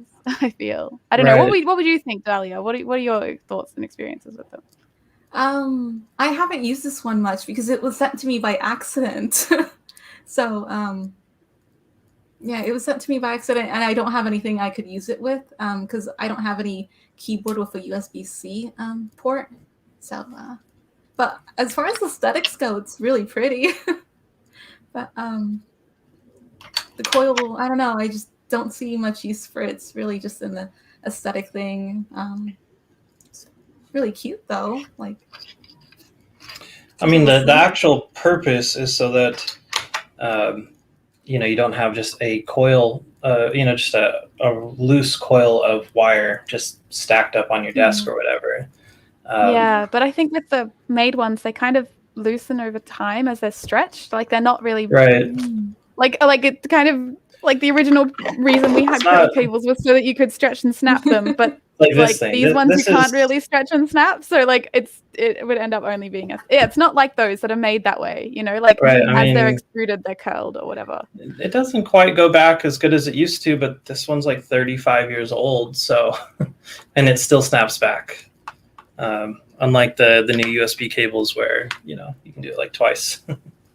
Yeah, I've been experimenting with like old phone cables to see if I actually can use them, because like if I can find one with 4 strands in it, then like hypothetically you should be able to use it. But it's probably that would just be not well-fielded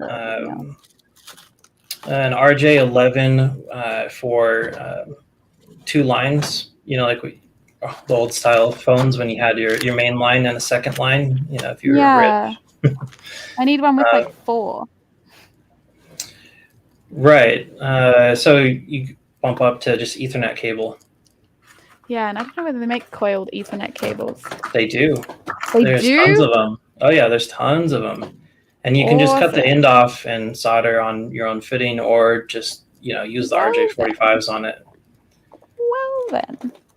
They're not good for. One. That's right. I bought some. I did find one. Whatever this is has 4 in it, and I was getting. It was really hard to work the paracord onto it, but you can. It's just really hard. But yeah, It does have 4 cables in it, and so you can do it. I think. Oh, this must be an Ethernet cable. I must have just got that. That must have been what I found. I must have gone down that route. And Ethernet cable would have more. It would have more. Oh, okay. Well, then it's something, but there's definitely 4 in there, and yeah. So I just started doing that. But yeah, that's like snappy, like the old days snappy, but it's just really annoying to work this onto here because it's kind of like Chinese finger trap. They're woven on the bias. But it is though, like it's the exact same. So they're woven on the bias, so they just like close up as soon as you pull on them. So you're like forever just like doing this and like working it down and working it around and then doing a little, and it's like now is that the plastic?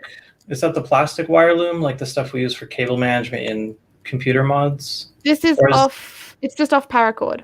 Oh, okay. Yeah, the so paracord stuff is crinoline stuff. That's always tough to deal with. I have. Yeah, I should try getting some 4mm crinoline or something. Got my proper braid. 3D printed headphones here, and this is paracord over the wires. This was a fun project from back when I got my first printer. But yeah, the paracord, this was quite a challenge just to get this much of it across. And we were talking about the beads. You can't quite see the design on it, but I used it for the Y split for the left and right ear cup. That's cute. I just did the split, soldered it up, and then pulled it down onto the single wire at the bottom. It worked quite well, and it's held up. I mean, it's probably 8 years ago I think I made this, so my prints have gotten slightly better. You'd want them to in 8 years. Yeah, mostly just a better machine. Let's see here. I think Riskable is going to join us as well. I was thinking I might get off, but I'll stay a little longer for Riskable. Let's see if he's here. I send him the link.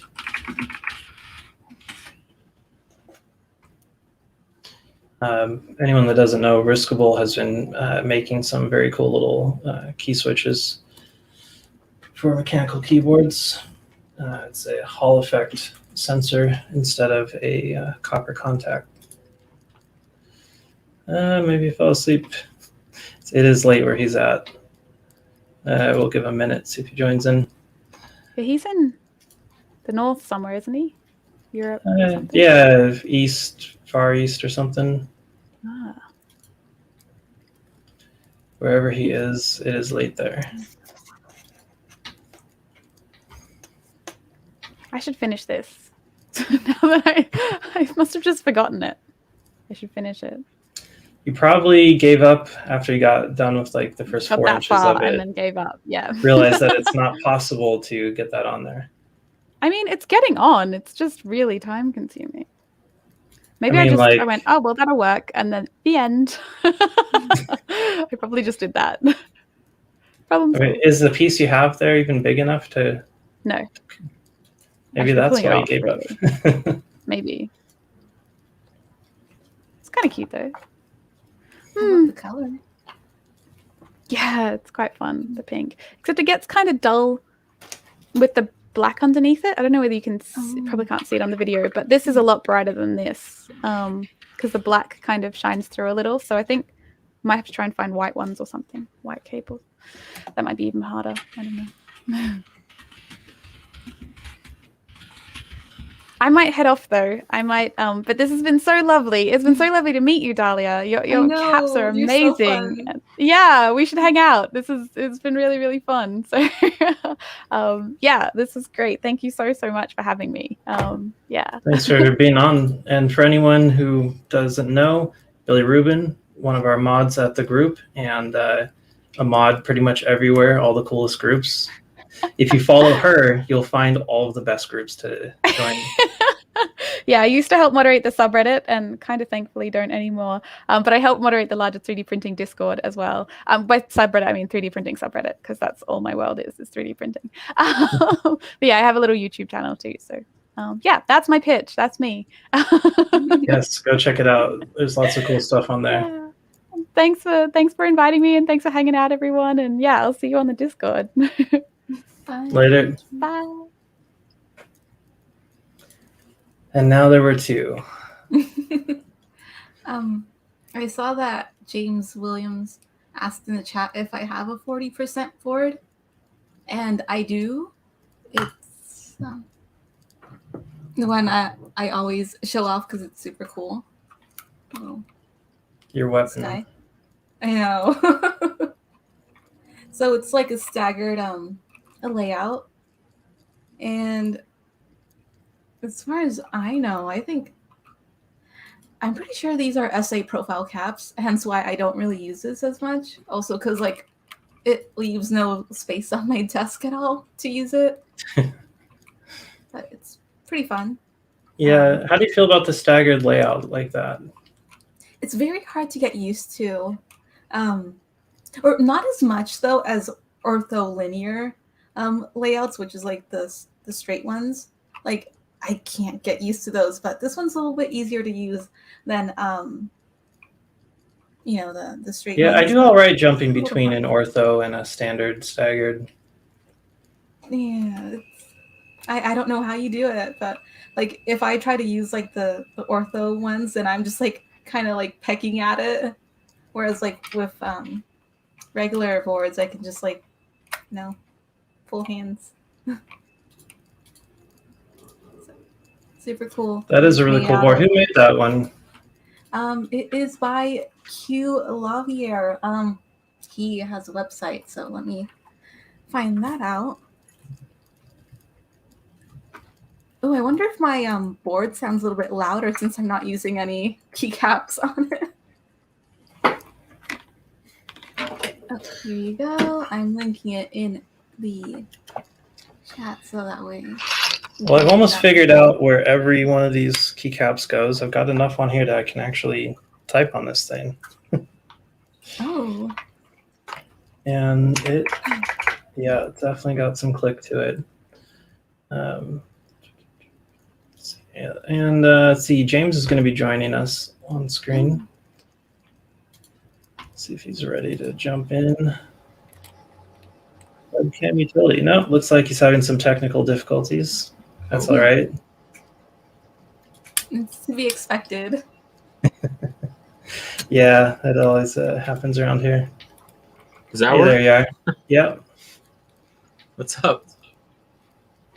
How's it going? Welcome back. Yeah.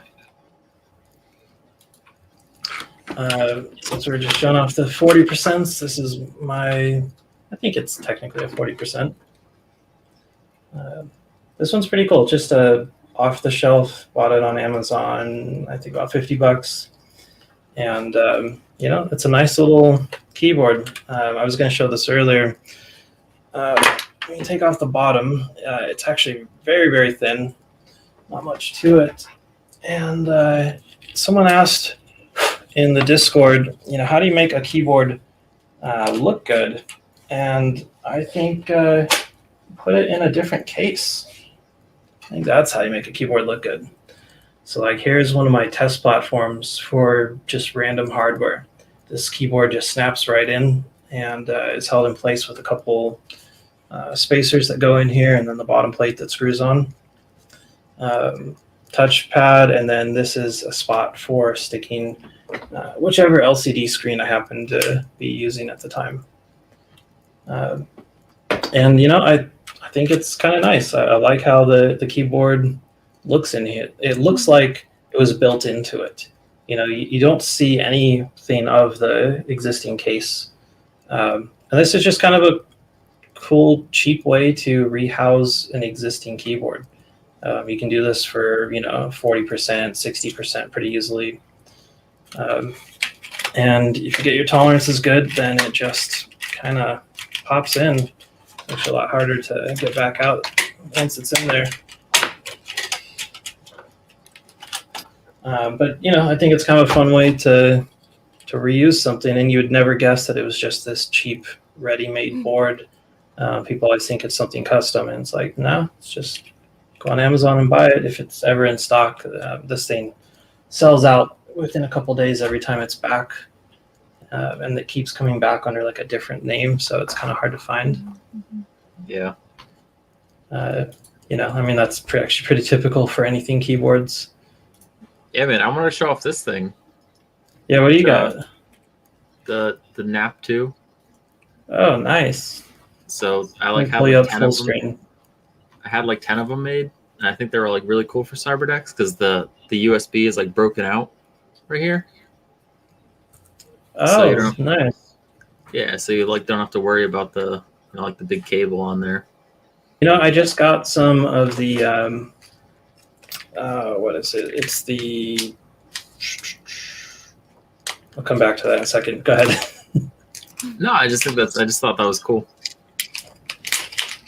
Yeah, having the USB broken out is one of my complaints on these. So I got the new, the Elite C version 4.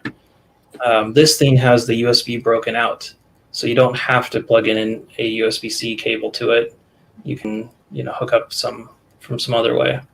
Yeah, it's like got like all these like shortened. The ends are all shortened too.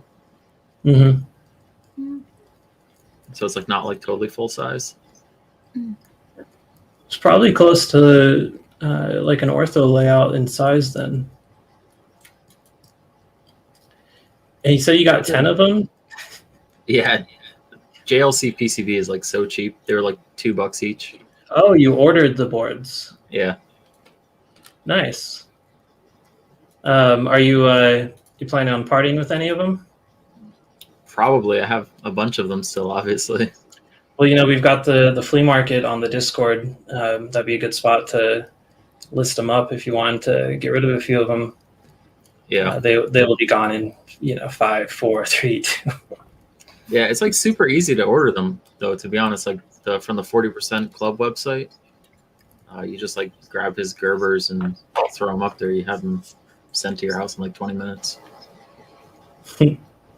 Yeah, it's pretty much what I'm planning on doing for this keyboard that I want to have made. I mean, it's not that I even really want to make my own. It's just I can't find one that has good mounting points to make it easy to integrate into these decks.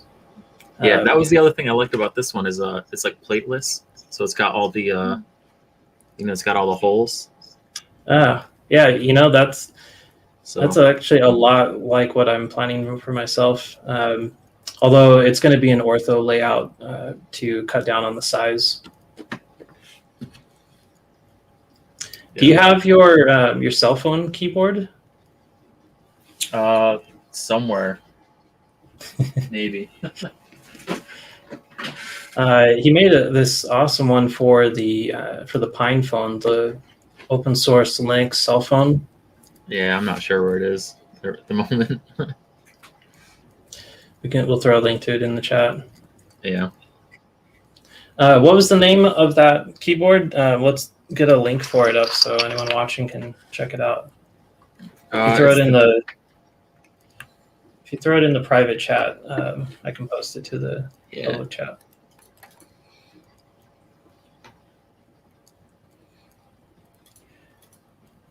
I did the like looped black switches, which is like super nice.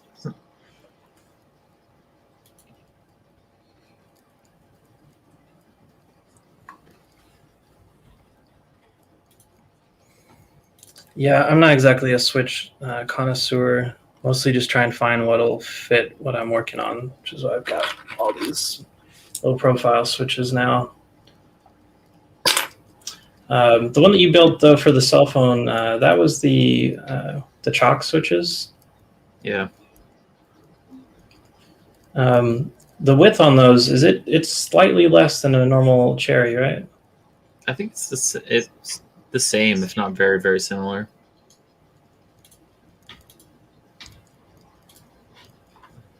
I'll post this link here. That's a cool board. You know, they're fun to build. We didn't talk much about actually assembling them, but like it's just a nice repetitive soldering. Like there's nothing too difficult about it. As long as you don't get something with surface mount parts, then you really should be doing it in a reflow oven and not trying to do it by hand. Yeah, I mean, just buy PCBs, man. Yeah, I mean it's fun. I've got a couple different PCBs here. Although I probably will not actually build them. More of just bought them to just to kind of look at them, see them up close, you know, see how they laid out their traces. Got one of these things here, the corny. It's like a 30% and absolutely impossible to actually type on. So I probably won't bother making that one. The Ergo docks, though, this one I think I'll actually assemble because it's just it's a nice board. But it does take you know, multiple microcontrollers and a lot of surface mount parts, and there's a lot to finishing this thing. So, you know, maybe in a couple of years I'll show you guys that thing when it's done. Yeah, I got this guy's kind of cool too. I saw someone on Discord got the Revion. Oh. Yeah, you know, it's the 39. I think they got the 41. I've seen that one used on a Cyberdeck. This one's pretty cool because like for it's good like SMD practice. It's like all SMDs. Okay, and those are the hot swaps. Yeah, which are SMD mount, and then all the diodes are SMD. That's a cool board. How's it typing on it? It's split, so can't. I just can't. You can't do it. You always try and do the crossover. Yeah, I just can't do it, honestly. And then the this guy too, the Alpha. So tiny. Yeah. Is that? Oh, wow, that's a weird layout on that thing. It's a normal layout, just without anything. It's just like letters. Right. No, I mean it's like, you know, they're vertical and then staggered, so it's not an ortho or a staggered layout. Yep.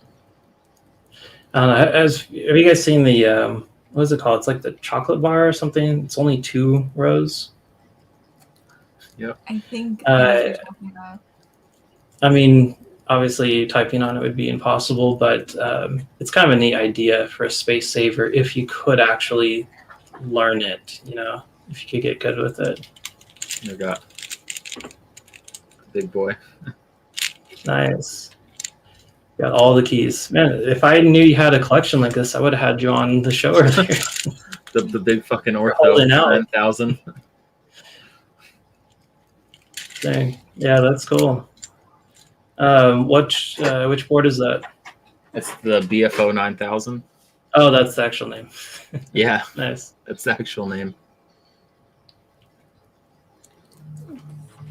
That's a good one too if you want to spend like 4 hours just soldering. Only 4 hours? I think it'd probably take me 12.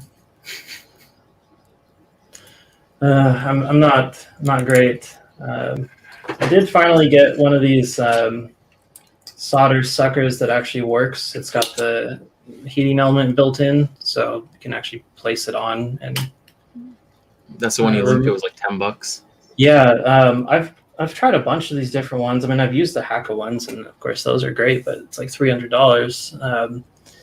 And I've got this other one that's got this kind of like rubber ball thing that you squeeze that pops out, that sucks out the solder, and it just doesn't work. The $10 one, it's great for being kind of cheesy and has like a 2-foot cord on it, but they gotta save money somewhere.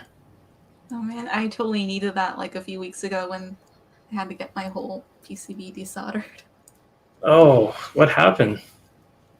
Oh, I was trying to build a board, and the switches were not supposed to be soldered to the PCB directly. They were supposed to be plate mounted, so I had to undo all of. Oh, that's brutal. Yeah, I've done that a few times, and they all come out. I mean, slightly crooked. At that point, just don't plate mount it. Just do a bare, mount for it. Like, no, I wouldn't. It's like a weird case, so it needed to be plate mounted because there's like a bunch of like empty space at the bottom of the case. I don't have it on me because I'm having a friend look at it right now. So, but once it's finished, I'll totally show you guys. Yeah, I hate that when that happens too. It's like, it's the order of operation. That's always like the hardest part to remember. We're talking about doing the custom cables, and I've made a lot of them where I forget to, put the bell end back on first, so you get done, and then you're like, oh, I can't slide this over the other thing I just soldered on, and now I've got to cut off the end of it and start over. Yeah, man, the coiled cables too, I don't know if you ever tried, but if you like wrap them in Kapton, like wrap them around a pencil, and then wrap that whole thing in Kapton and shoot them with a heat gun. I've never tried to do it myself. It works. How do they hold up as far as like springing back and forth? I've only made like one thing, and it worked well. But yeah, we were talking about them a little bit earlier. They look good. No argument there, but it's definitely like, is it worth it? Or is it worth spending, $120 for one if you buy one that's pre-made? I did it for like the little audio cable that goes between a split keyboard. Oh, okay. So in that application, it was, worth it. Yeah. Yeah, that seems like a good use for it. So you actually move the two halves around.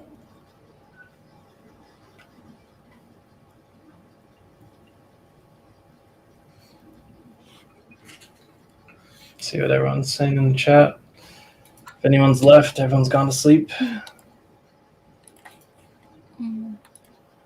Chip Tech was asking if they should get a split keyboard to start out or just a standard layout.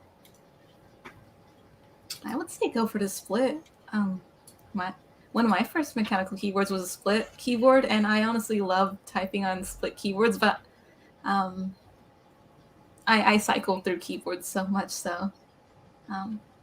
It depends if you want to collect a bunch of them or just start by making the one that you intend to use forever. Oh yeah, that's true. There's no such thing as end game. That doesn't exist.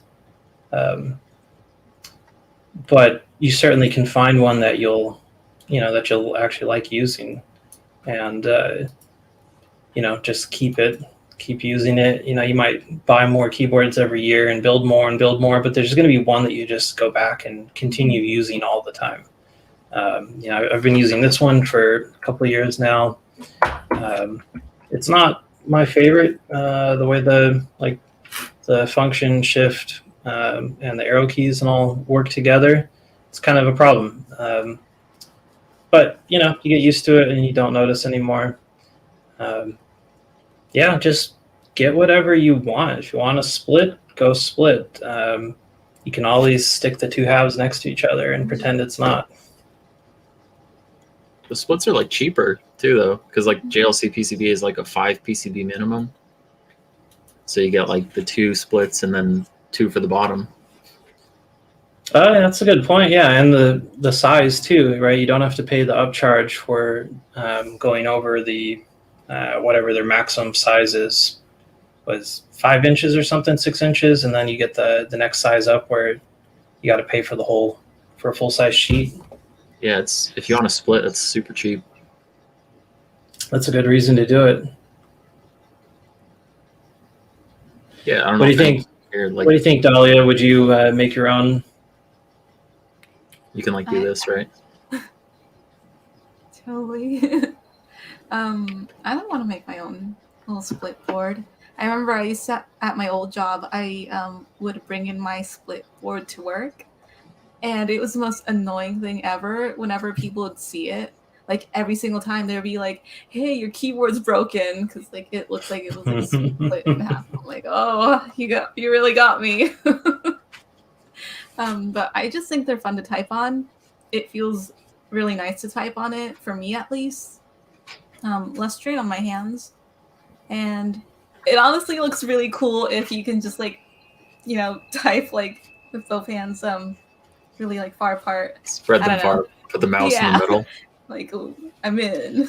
Yeah, I kind of like spreading out more. Like, the older you get, fatter you get, and it's like more comfortable to, go out. Because typing like this, it's ridiculous. Our bodies are not made for that. This scene is complete. Well, pretend those aren't there still. This is actually pretty cool. It's nice seeing a Model M in front of me again. It's been a long time. And this scene looks a lot better than the last one I had. It was like majorly discolored. But nothing to type. Everyone wants to hear it. Monkey type, man. That's where it's at. Monkey type?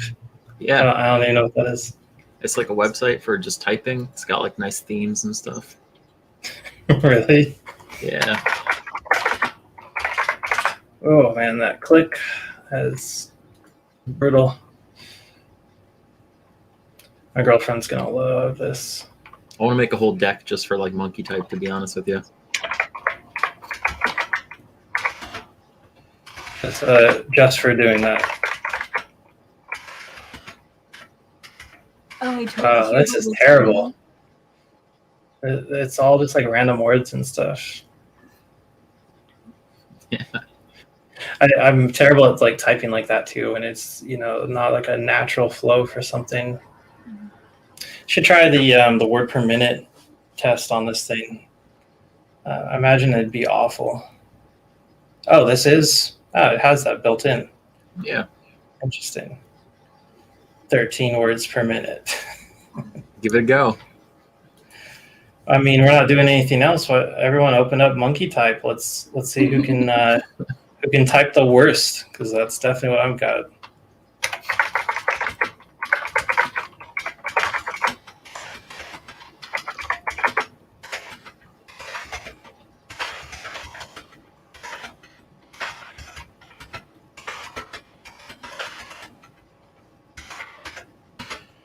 Like that tries to like it tries to like cancel out the click.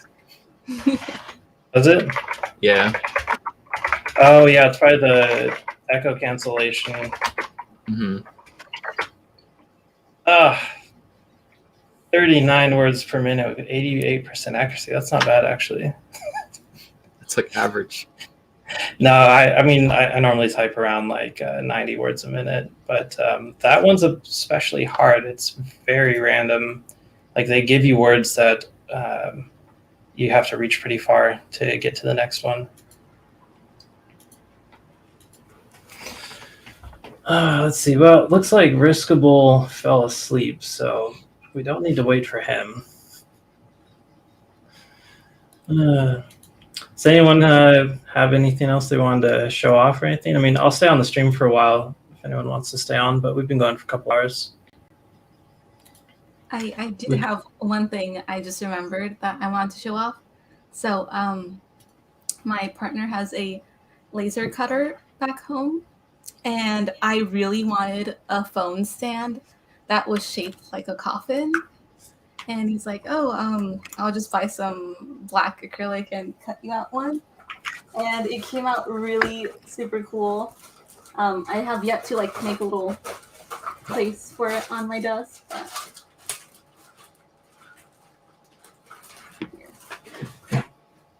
So, looks like a little coffin. Oh, wow, that looks really good. And I can just put my phone right there to charge it up and stuff. And although my phone's like a little bit bigger than it is, but it's still pretty cool.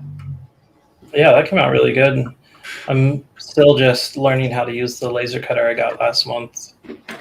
And black acrylic is pretty easy to work with. The etching on that too, that looks really good. And he's like, oh, what do you want? And I'm like, either a cool cross or like a little bat. And I feel like the cross looks way cooler than like the little bat. Yeah, it fits it really good. You know what kind of laser he has? I don't know, but he might in the chat, maybe. So you might be able to chime in. Yeah, maybe hanging out in the chat. It's like, I think my girlfriend pretty might have been in for like 5 minutes. But she has to hear about all this stuff anyway. I can't make her watch these chats too. Yeah. That's a cool one though. Since he can cut out black acrylic, could make you a custom switch plate, do a hand wire. There it is. 60W CO2 cutting laser.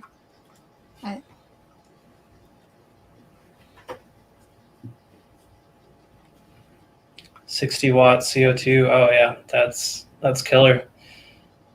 You can pretty much cut out anything in that except for probably steel. Sounds dangerous. He cut me out with a wood one too, so I could like paint on it and stuff. Oh, cool. Yeah, doing the plywood is great in the lasers. You know, the one I got, it's a diode laser, so it works a little different than the CO2 laser. You're kind of limited on what materials you can use. Can't cut anything that's clear, but it still works good on black acrylic and on plywood. And then, of course, you can etch just about anything with it. It's fun. At some point here, I will cut out a switch plate, but still working on encasing it. The acrylic smells really bad, so I need the vent to work better. Yeah, you guys have to tell me which laser I need to buy. Get the same one I got. It's very good for the price. 7.5 watts on the output, which is plenty on a diode laser. That's tons, yeah. Yeah, because it's a continuous beam. It's not pulsed, so you have all that power all the time. So it's kind of similar to like a 30-watt CO2 laser. Just you can't do the clear materials. But yeah, it's pretty fun. Here, let me grab it here. I can show you.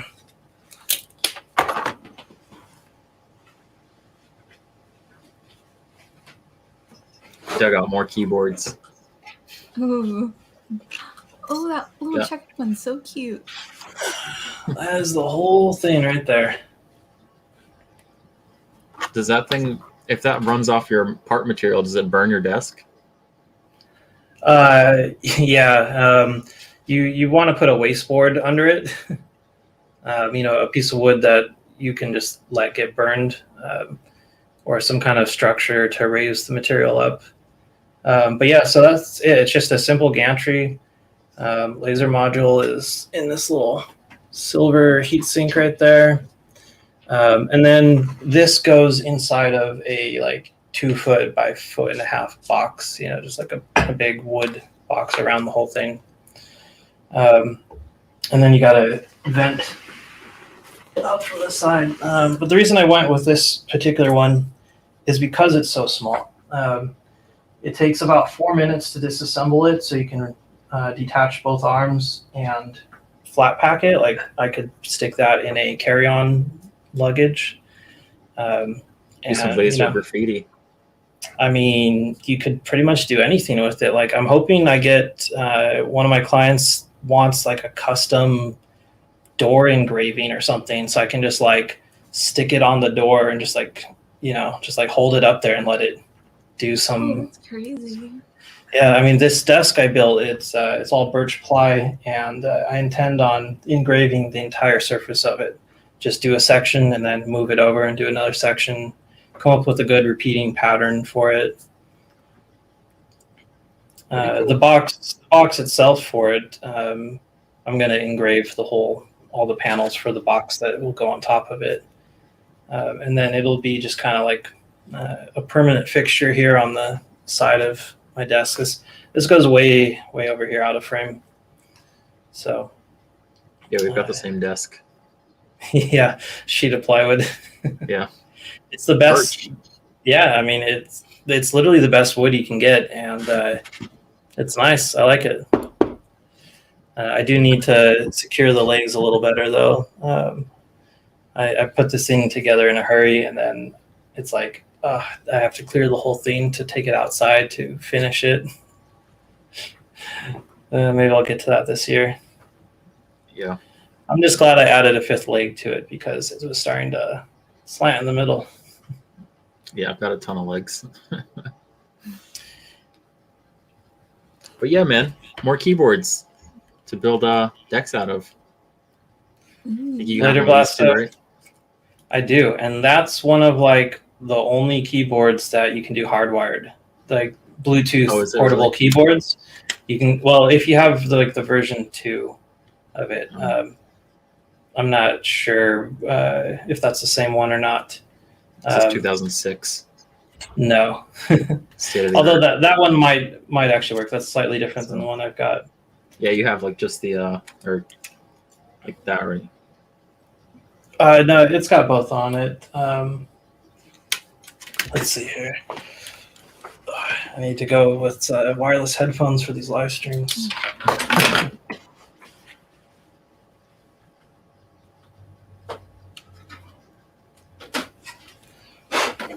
Yeah, I wasn't even going to bring out my collection of like Bluetooth keyboards because, you know, they're so cheap. You just you buy one and then it's like, oh, this sucks. And then you buy another one and you buy another one.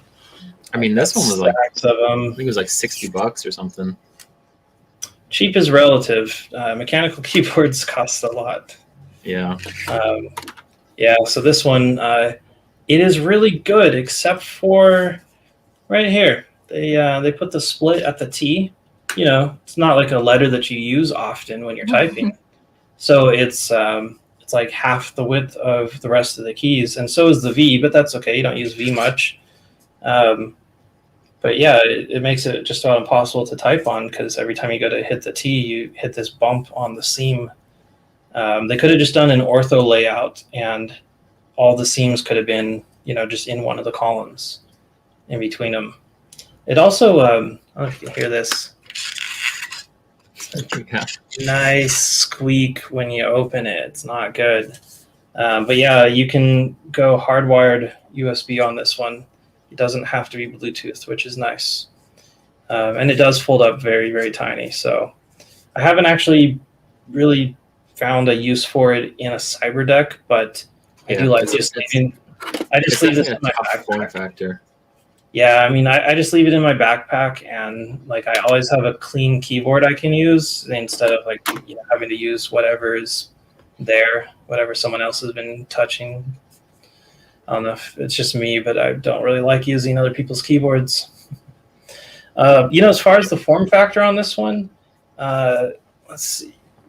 I think this one fit pretty good. I was thinking of maybe just kind of doing like sort of a tablet, you know, have a screen on it, use it with the touch screen and just use it closed.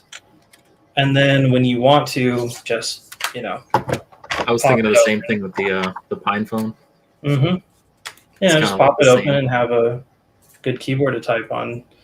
I think what I really should do is just add something, some kind of a mount, just like a piece of Velcro or something, so I can just stick it to whatever, instead of trying to actually build it into a case, just make it so I've got a nice way to just stick my phone to it, like a little built-in pop-up stand or something.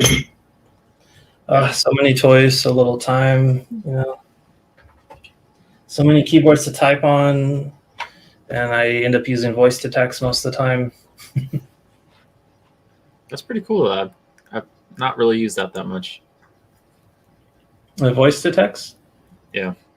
Oh, yeah, I do. That's why all my messages in Discord are butchered so badly. That would work good with like the Viewfind. Yeah, the Viewfind. Instead of voice to text with the Viewfind and try to get rid of your mouse. If you haven't seen one of these before, it is a tiny LCD screen behind a lens. So HDMI input, it's got a battery, and this is just a screen to display. You can see whatever. Wow. Yeah. They're not great, but they do work. You just mount it up here. Got these. It comes with some fake glasses, so you can mount it to. I wish they had made this without the lenses. Could have just been like a flat bar across the front, but yeah, I need to. That's like my next project, is to not make nerdy at all. Not at all dorky looking, but it's actually kind of interesting because it mostly disappears in your vision, right? Because your eyes do that weird mixing, so you just see kind of a dark spot. But then when you turn on the screen and display something, you actually see it pretty clearly. It's all right as is, but yeah, I kind of want to rehouse it. Like having the battery in it, I think is, not really necessary. I'd rather shrink down this part of it and just do a tether to a larger battery that won't die in an hour. Yeah, that's definitely my next project, though, is to make some nice case for those things. Yeah, maybe paint it too. Just, do like bright orange or something. Like make it obvious you're wearing it. Yeah, I've got one too. Nice. I was thinking, what if you got two of them? Be interesting, but then I realized that, it would have a weird stereo effect. It would be like the images would be out of alignment. I like it better on my my left eye, which is like more non-dominant. Mm-hmm. So I'm kind of like focusing on the world, and then I can kind of like focus on that thing rather than the other way around. That's the other thing I don't like is, they have the cables coming out the one side. So for the left eye, the cable's going to loop up and over, which might actually work out better for me. So it doesn't like hit my ear. But yeah, they could have made a few improvements on this, like just have the cable built in and have it come down like 2 feet and then go to a connector where you could connect an extension or to whatever device. Could have been a lot less bulky having both cables combined into one and have it come out the end of it. Maybe they'll do a version 3 at some point, although I don't think that's going to happen. I think the company shut down, so we'll see. The guy's pretty good, though. I did talk to like their customer service, and it's actually really good. Yeah? Yeah, because I bought like a broken one off eBay, and I just like messaged the guy like, I bought this broken off eBay, and he just sent me a new one, which is pretty cool. Wow, that's nice. Yeah. It's good warranty service. Yeah, I mean, it's a cool device. I've wanted to buy one for years, and I always search eBay for one. I finally found one for, a reasonable price. They run a couple hundred now. They were a lot more when they were new.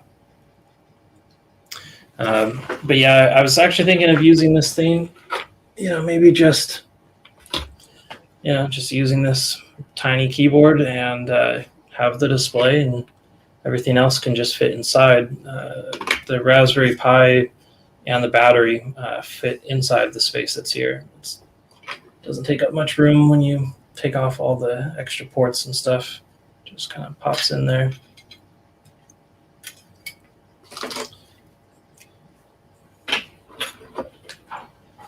Yes, lots of toys to play with. And with the printer working now, definitely can move forward with some of them. Made any progress on your Tronxy, your X Tronxy? Yeah, it works. It works all right now. Got to start designing, getting stuff printed on it. Now, do you have another printer too, or? No, I got the iFactory Kickstarter one, which is supposed to ship like next week. So I'm printing like 8-foot long things. Yeah, that'll be cool. Mount it to the wall, all the things. I know, like that's such a great idea too. Just sticking it on the wall vertical like that, and then you don't really have to worry about supporting. You know what? If you're printing something long, you don't need like the big roller table for it to slide out on. You can just have it just hang straight down, because until it gets too heavy that it separates from the roller that it's on from the belt. Yeah, so it's got to start working. Yes, Google Glass vibes. I've got a picture of me somewhere around wearing a Google Glass. Man, that thing was terrible. Kind of this ghostly bluish white color screen on black that was, I don't know, maybe like 100 pixels by 100 pixels. And it was pretty much useless. It was basically just a notification bar for your cell phone. I don't know what Google was thinking with that. Someone's little pet project. Pretty much. I actually had to return one for a friend of mine because they never shipped him the glasses adapter, and he wears glasses, so it's useless. And I had to look up a number, like who do you call at Google, right? They don't have phone numbers, but I found a number for like their campus at Redmond, and Google Glass turns out is like literally was a closet-sized office with like 4 employees, and the person that answered the phone was one of the developers that designed and made the thing. They didn't have a return policy or process in place. They had to figure out how to even do it. And I think that's why the return even happened, was because they had no policy. So they couldn't say no, because I had never agreed, there was no agreement buying the thing that you couldn't return it. I guess I was just the first one that ever did. Yeah. It was pretty funny though. That was quite an experience. And then the glasses showed up like 2 years later. It's like 100-mile-an-hour project. Like literally the special glasses frame, the adapter thing, showed up in the mail 2 years later after having returned the thing. It's like, okay, well, great. Why'd you send it? Still, cool concept though. I think Apple's working on their VR AR headset at the moment. Yeah. I kind of wish Apple had bought Oculus instead of Facebook. I think they would have done something cooler with it. I'm sure they'll do something. Not just one rev.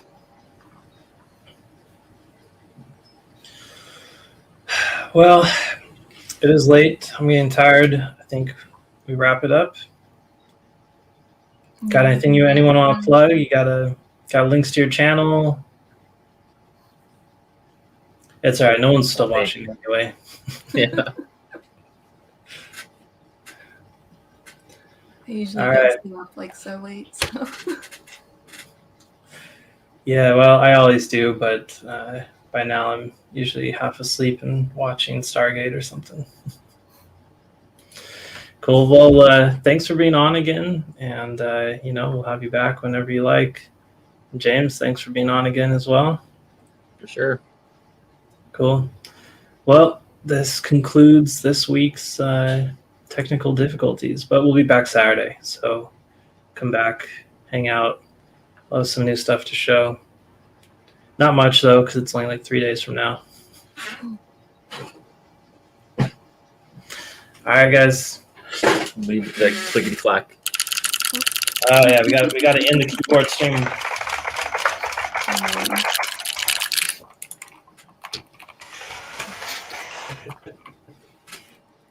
Good night. All right, later.